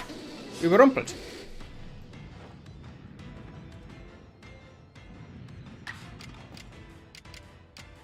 Schlitzer und dann kann man schauen, was fangen können.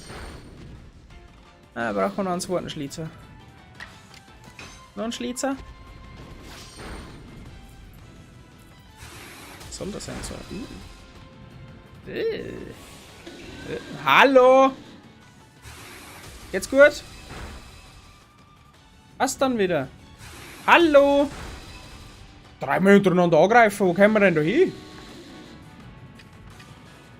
Da, Hyperball. Sauf. Säufst. Stirbst. So, passt. So habe ich mit der dort gedacht, Kinder. Fliegen wir jetzt außen. Über die Lava kann anscheinend Wasserquell nicht drüber.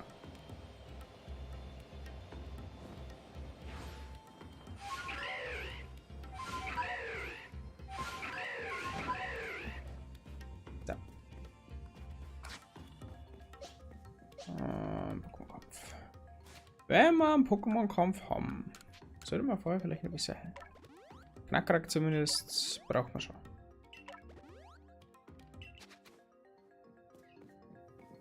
Hallo! Na, danke, dass du den weiten Weg auf dich genommen hast, Manu. Suzuka kommt ran etwa nicht? Also das ist so, die Stadt, die gerade Arcadia im Besuch habe. Deswegen sollen wir den Lavadom-Schrein ohne sie untersuchen. Im Ernst, wie gemein von ihr? Sie weiß doch genau, dass ich die Hitze nicht gut vertrage. Die Wächterin des Königs der Insel ist voller Güte. So etwas würde sie sicher niemals in böser Absicht tun. Wie dem auch sei, lass uns ihn eingeben, Manu. Okay. Okay, alles klar, okay, mach mal schon.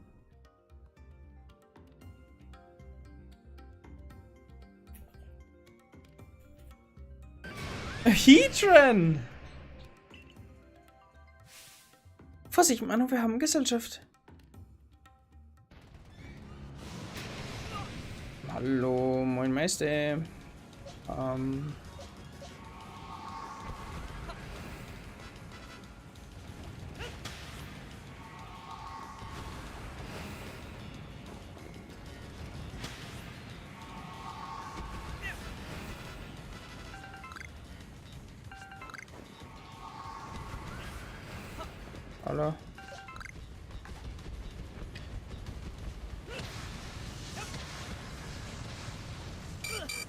Wow, wow, wow, wow, wow, wow.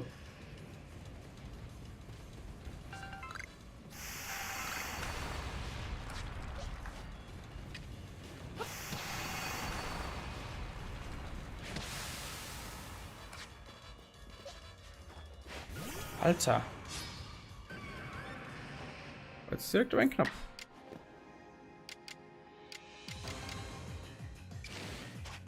Machen das Pokémon. Oh, Nachtara.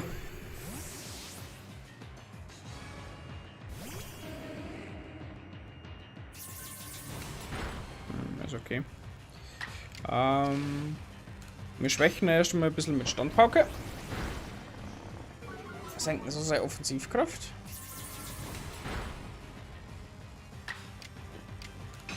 Gehen wir dann geschwind rein mit Finsteraura. Jetzt. Eisenschädel. Dann. Nochmal Eisenschädel. Darf nicht reichen.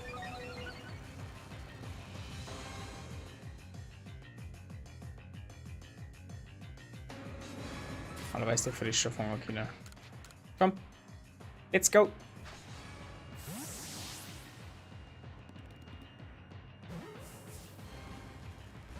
Scheiße.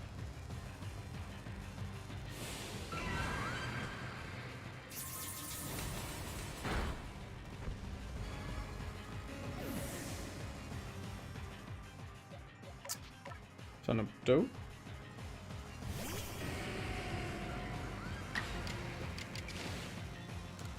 Gehen wir auf Phantomsperre.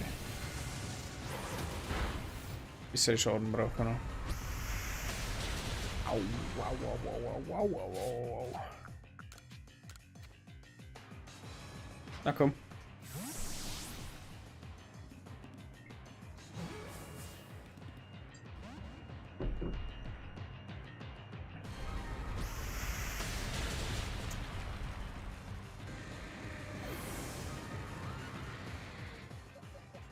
Ja, eine wichtige Frage. Kann man es nur besiegen oder kann man es mir fangen?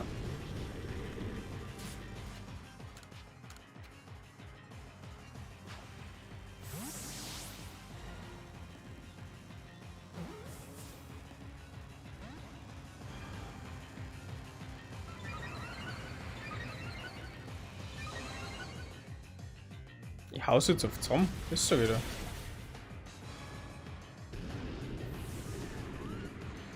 Bin mir gar nicht sicher, ob es vielleicht nur einfach nur besiegen soll. Wenn das der Fall ist, dann ist kein Problem.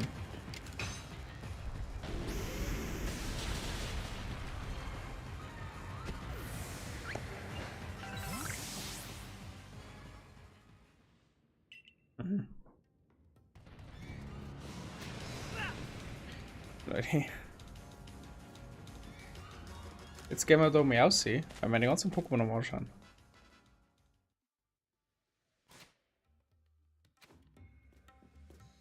Kann man sehen, ich muss das fangen. Mama.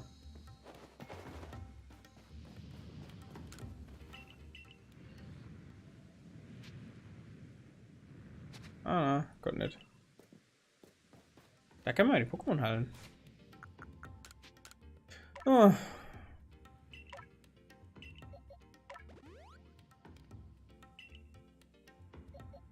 Okay. Probieren wir es nochmal. Drink.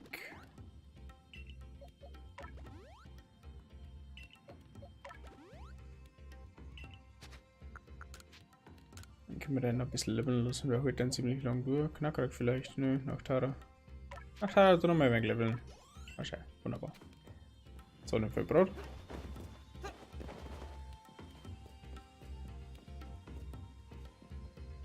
Fangen wir mit Nachtara an. Ja.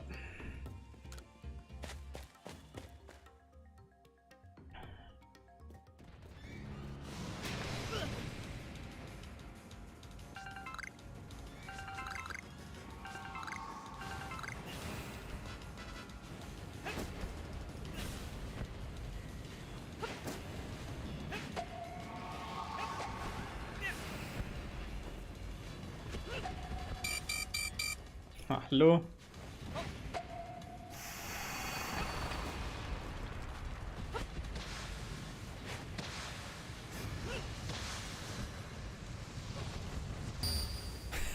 War das wir die Nummer haben?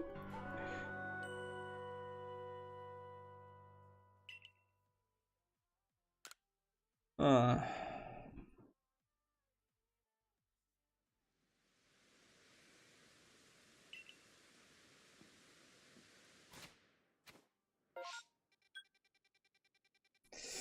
Na, stimmt noch mit Items ausstatten.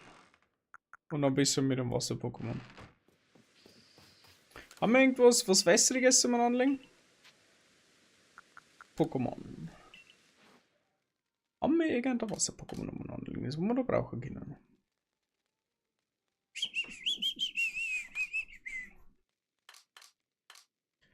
Irgendein Wasser-Pokémon. Nix auf dem Level. Toxo 43.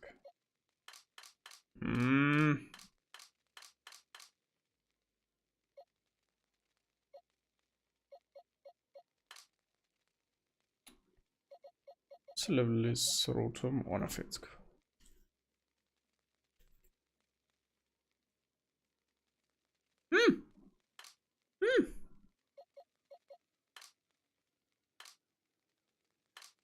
Ich hab dem ehrlich gesagt nicht so voll entgegenzusetzen. Oh. Aber hier Palkia. Das ist sehr gut. Palkia hat dem ganzen doch ein bisschen was entgegenzusetzen. Aber sobald wir erst mal kommen. Hahaha. Haben wir schon mal gemerkt haben. So.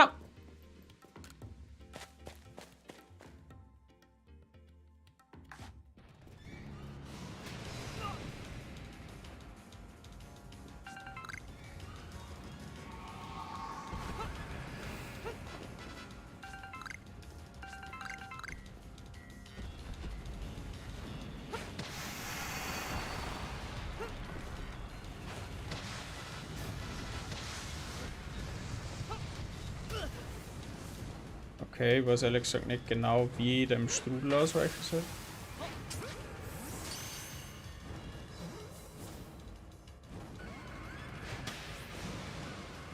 Servus, grüezi, ich spiele heute Pokémon.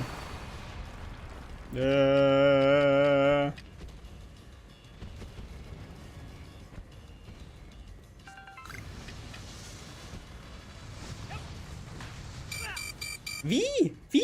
Wie soll die da ausweichen?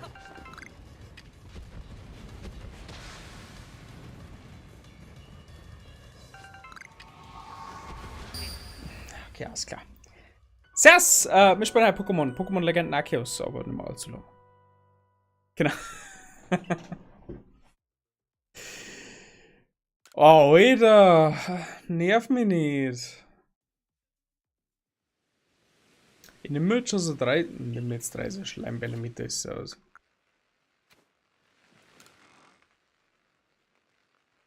Musst du nicht im Kampf deine Bälle werfen? Nein. Ich weiß, was du meinst.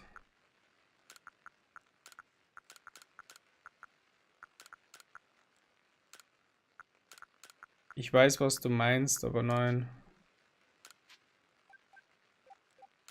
So, jetzt zähle ich mit. Nehmen wir jetzt ganz viel für die Schlammbälle jetzt schon mal gleich mit. Dass ich die da unten nicht mehr sammeln brauche.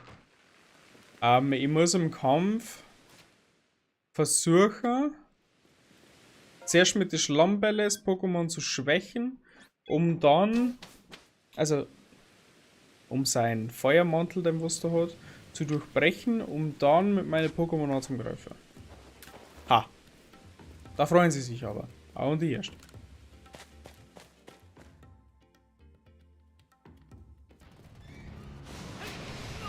Ja, okay.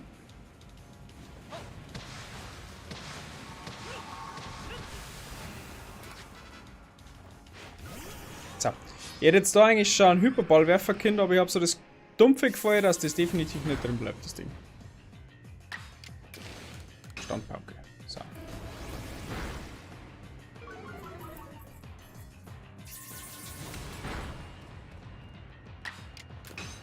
Nochmal Standpauke. Drin das Ding.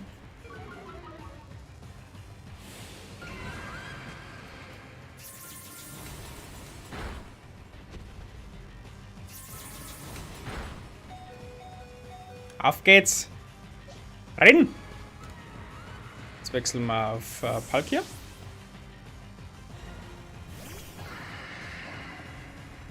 So. Dann gehen wir jetzt mal auf Hyperbälle. Versuchen wir mal das Dingchen zu fangen. Und wenn es jetzt drin bleibt, dann friss ich ihn offen.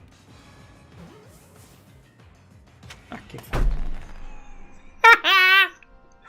Alles ab und dafür muss er mir dann vorher 5 Minuten lang nahen. Ja, ist klar. Eisentafel.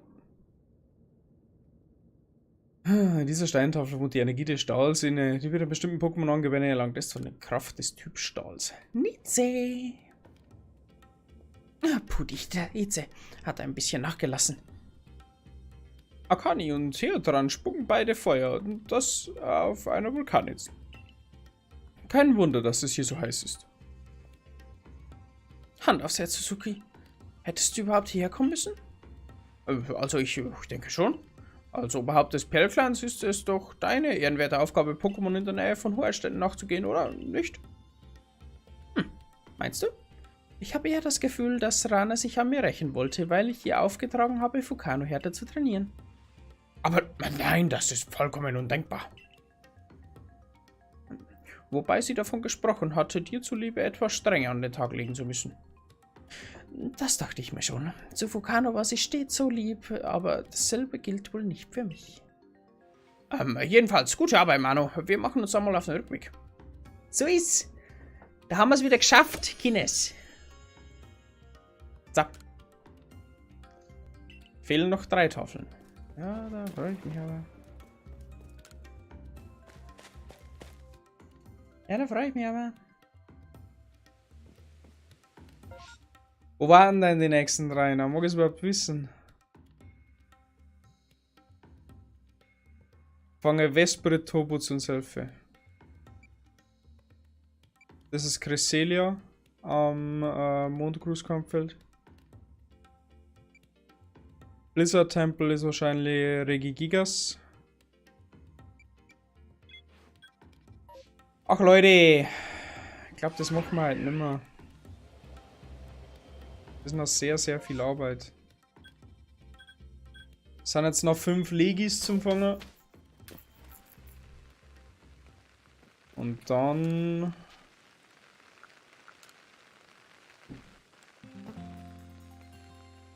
Dann kann man Arceus machen. Bist du eh schon fast durch mit dem Spiel? Mit dem Hauptgame bin ich durch.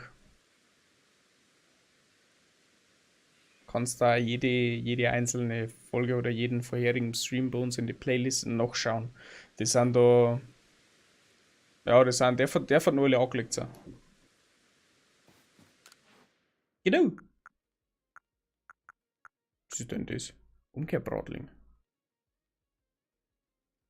Aha. Ach mal nicht. Genau. Also mit dem bin ich fast durch. Fast. Noch nicht ganz, aber fast.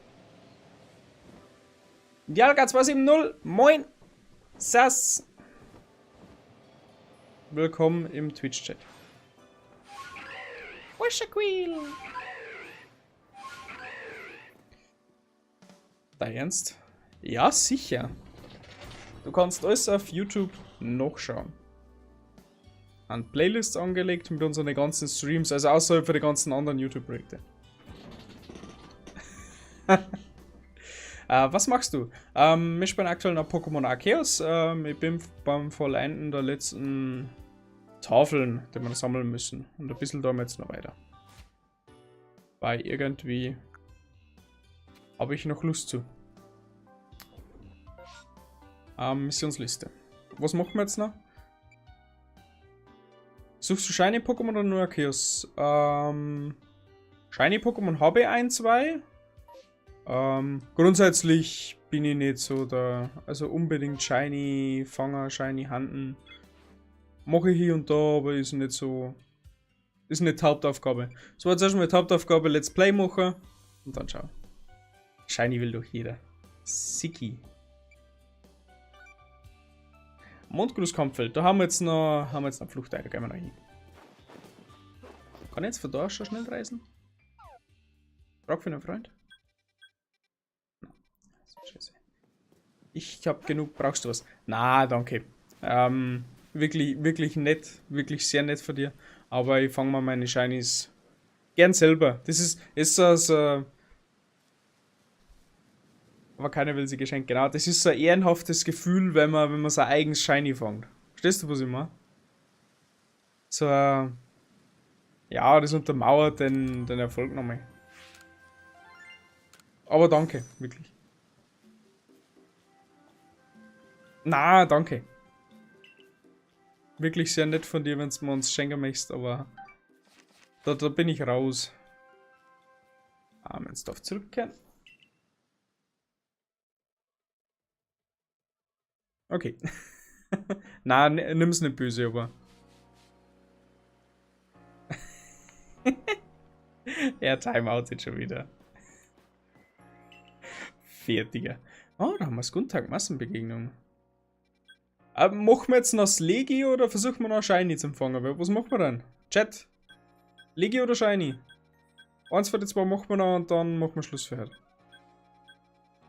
Ich muss nämlich dann noch unbedingt duschen. Ja, ich muss duschen. Ich muss duschen. Legi. Na, dann gehen wir Legi.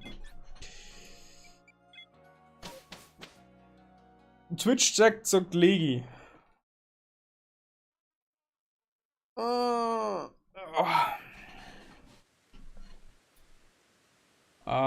Wo bist du?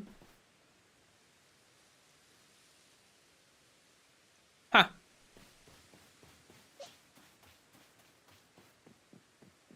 Ernsthaft, die zwei? Es ist wirklich sinnlos, dich zu fragen, aber hast du schon mal von dem Pokémon Cresselia gehört? Yep. Tatsächlich, naja, das war reines Glück, aber zumindest hast du mich besiegt.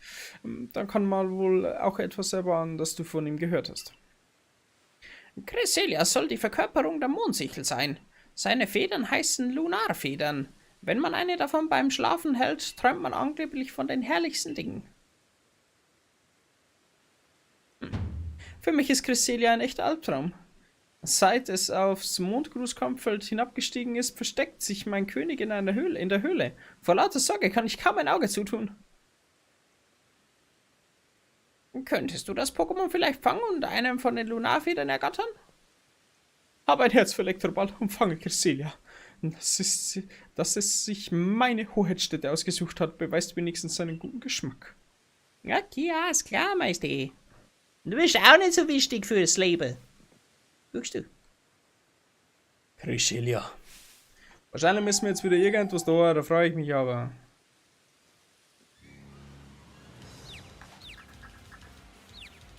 Okay, alles klar. Alles klar! Hinten ist vorne, links ist rechts und rechts ist links. Das könnt ihr euch das nicht gerade vorstellen, wie das für mich ist. Boah, okay. Mondgewalt. Der hat nicht allzu viel.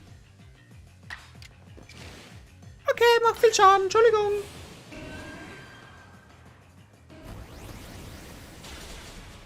Standpauke Nummer 1. Standpauke Nummer 2. Offensivkraft verringert sich weiter. Blau ist rot. Und warm ist kalt. Ja, so ungefähr. Bei mir waren gerade Tassenbelegungen alle verkehrt rum. Geh mal finster, oder?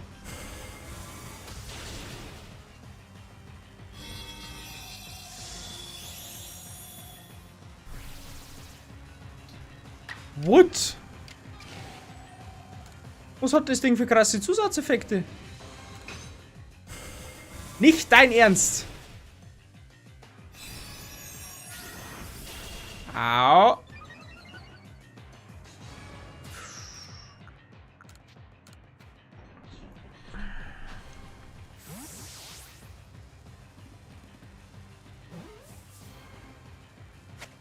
Nice! Ist drin. Cresselia. Gefangen. Nachthara ist einfach der Badass. Liebe Nachthara. Fuchttafel. Diese Tafel wohnt die Energie des Typ Unlichts inne. Wird sie auf ein bestimmtes Pokémon angewendet, erlangt sie die Kraft des Typ Unlicht. Nanu? Statt deiner Luna-Feder hast du ja eine Art Steinplatte. Ich spüre eine Kraft von ihr ausgehen. Dass Cresselia dir keine Feder gegeben hat, heißt wohl, dass wir sie nicht benötigen. Gar keine üble Leistung. Aber wenigstens erwarte ich auch nicht von jemandem, der es sogar mit dem großartigen Tsubaki aufnehmen kann. Auch wenn du damals natürlich nur Glück hattest. Mit einem starken Trainingspartner wie dir werden mein König und ich vielleicht noch stärker. Ich werde in die Siedlung zurückkehren und den anderen von der Bedeutung der Federn berichten, wenn auch leider ohne Exemplar. Das war jetzt aber einfach, du schummelst. Nein, ich mag was nicht. Aber ja, keine Ahnung. Also im Vergleich zu Heatran vorher war der Kampf jetzt schon ziemlich einfach. Ihr wisst was, Kinder, da machen wir noch. Einen machen wir noch. Einen machen wir noch. Ja, einen machen wir noch. Ja, ist klar. Zur frischen Basis. Weil das war jetzt wirklich ein Geschichte. Bis zum Morgen. Da haben wir einen großen.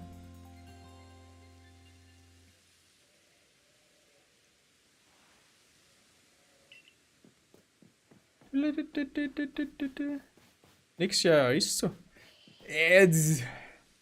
Also geschummelt habe ich nicht. Man hat halt ein bisschen eine gewisse Taktik dann irgendwann. Wie es funktioniert. Mit Nachtara ist ein sehr defensives Pokémon. Möglichst weit schwächen und dann Pokébälle drauf werfen. Funktioniert. Ins Dorf zurückkehren. Jawohl. Jawohl! Hoffentlich haben wir nicht wieder diesen Storyline. Hoffentlich können wir gleich weiter da. Passt. Oh, eine Tafel wollen wir uns jetzt noch. Oh, schau mal, da ist Paras Massenbegegnung. Missionsliste, bitte. Wir gehen mal gleich zum Blizzard-Tempel.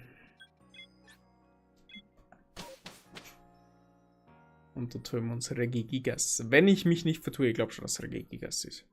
Es da zumindest kein Faunus-Pokémon nicht geben, das wo was Sinn ergibt.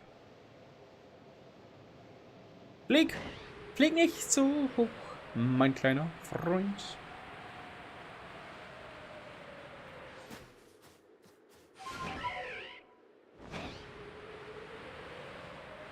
Wir müssen da ganz nach oben. Dort müssen wir hin. Da freut sie sich aber. Und ich mich jetzt.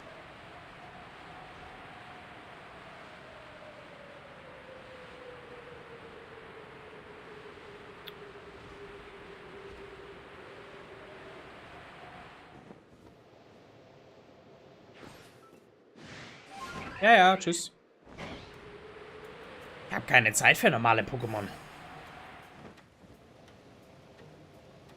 So, rauf die Klammer. Sneeboss. Nichts Blatt, einmal mit.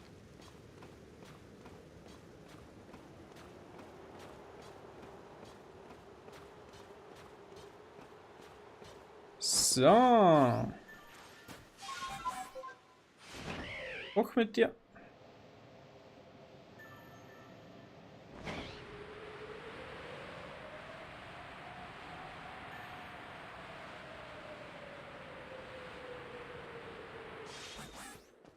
So, was ist jetzt los?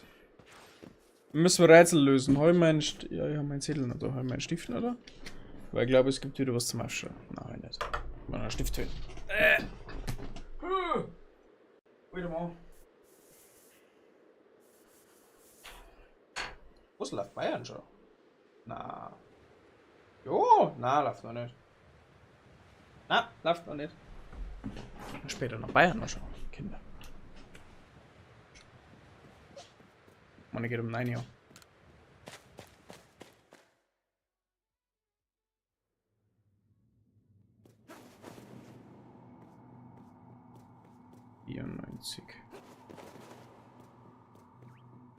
Hier. Greimi.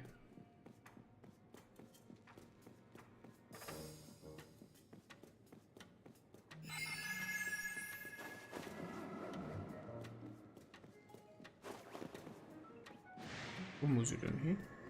Ah. Ja, ja. Tschüss.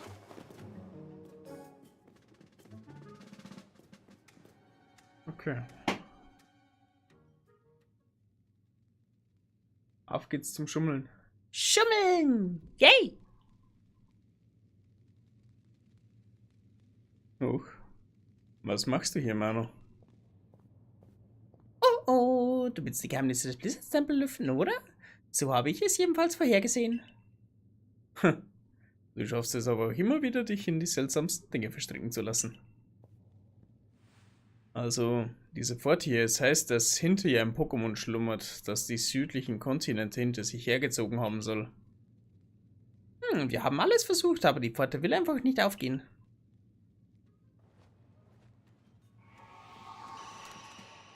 Gib Ruhe. Deine Steintafel, Frosttafel, Eisentafel reagieren auf die Pforte. What?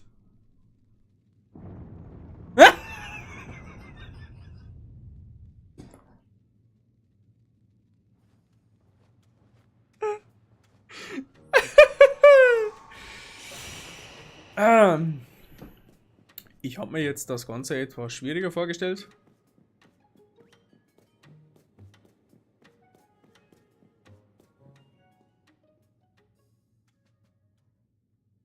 Nur Fotos von den Pokémon machen. Du musst Pokémon Snap. Wow, ich habe nie eins gespielt, ehrlich gesagt. Keins. Ja,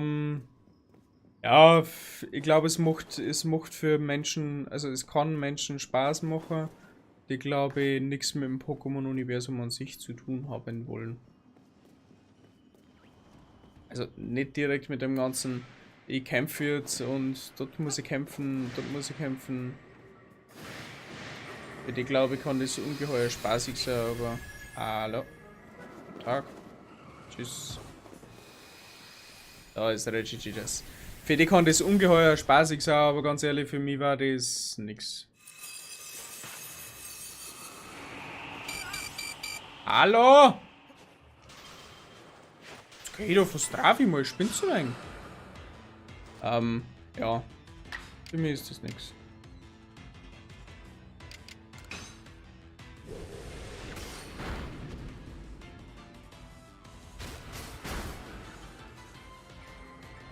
Da ist ein bisschen zu wenig Action.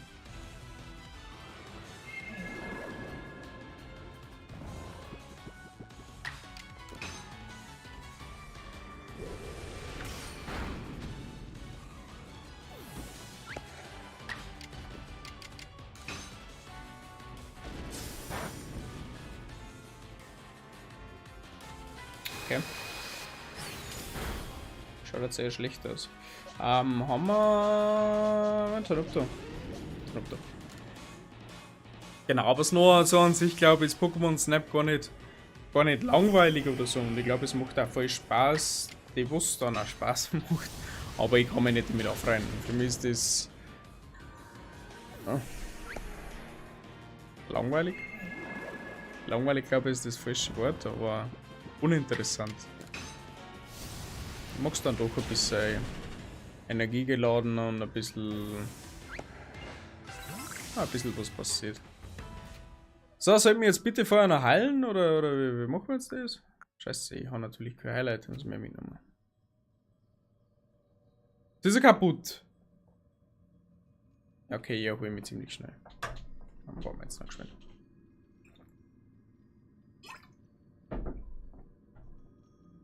Was? Regigigas ist vom Pokémon-Typ normal, das heißt, wir gehen mal mit Tanupto rein. Weil Normalattacken auf Geister-Pokémon keine Wirkung nicht haben. Jetzt schlägt's aber 13. Was ist das denn für ein Gigant? Ein Pokémon, würde ich sagen. Das verrät mir meine Gabe. Sigi. Regigigas. Ja, der Gigant ist ganz sicher ein Pokémon. Meine hellseherischen Fähigkeiten haben mir gezeigt, dass es sich gleich bewegen wird. Aber Niederziehe bestimmt.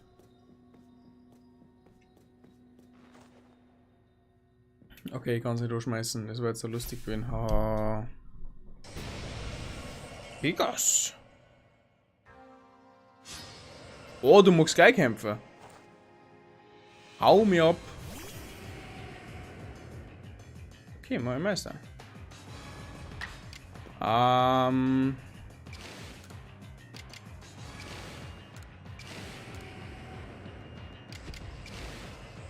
Normaler Flammenwurf.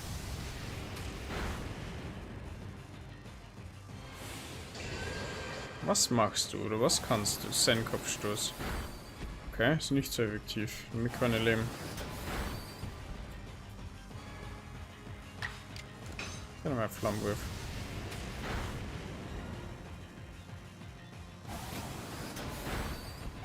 Okay.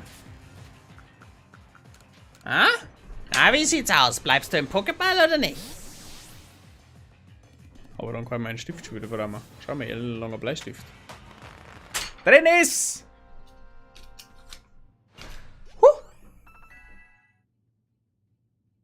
Und damit ist das Ende vom Stream eingeläutet. Das tut mir schrecklich leid, aber ist so. Neutraltafel. Jetzt gehen wir nur noch Selfie-Topo zum Vesperito. Ah, Leute, ich glaube, wir machen am Wochenende einen kurzen Stream. Ich weiß noch nicht. Mal schauen, ich verspreche noch nichts. Junge, Junge, das war mal ein harter Brocken. Ja, mindestens. Hat ungefähr 10 Sekunden gedauert. Wie ein Riese, welcher der Erde selbst entsprang. Sowas gehört also zur Arbeit des Forschungstrupps, ja? Ich frage mich, was du bisher für Pokémon gefangen hast. Ich bin ganz schön gespannt auf deinen vollständigen Pokédex. Ich ebenfalls. Was der Professor wohl alles aufschreiben wird. Dann mach's gut, Mano. Lass uns mal wieder zusammenspielen. Ja, nein. Regigigas. Jetzt fällt mir noch eine Tafel und das ist für die anderen zwei. Yay. Ich meine, du hast nie Zeit. Ich habe auch nie Zeit. Das kannst du vergessen. Es gibt Apps, von denen ich gern mehr hätte und das ist Zeit. Mehr Zeit für alles. Mehr Zeit für YouTube, mehr Zeit für Twitch, mehr Zeit für Livestreams, mehr Zeit zum Zockeln. Aber alles gemacht, es wird demnächst alles besser.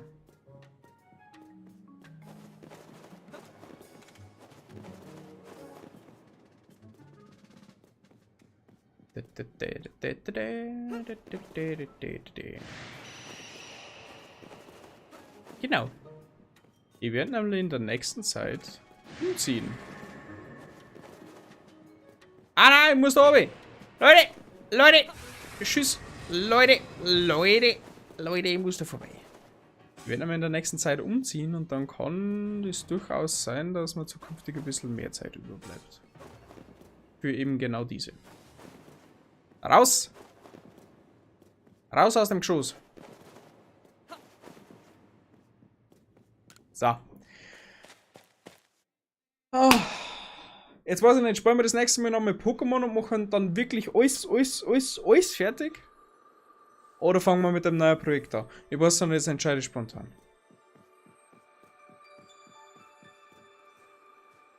So. Aber.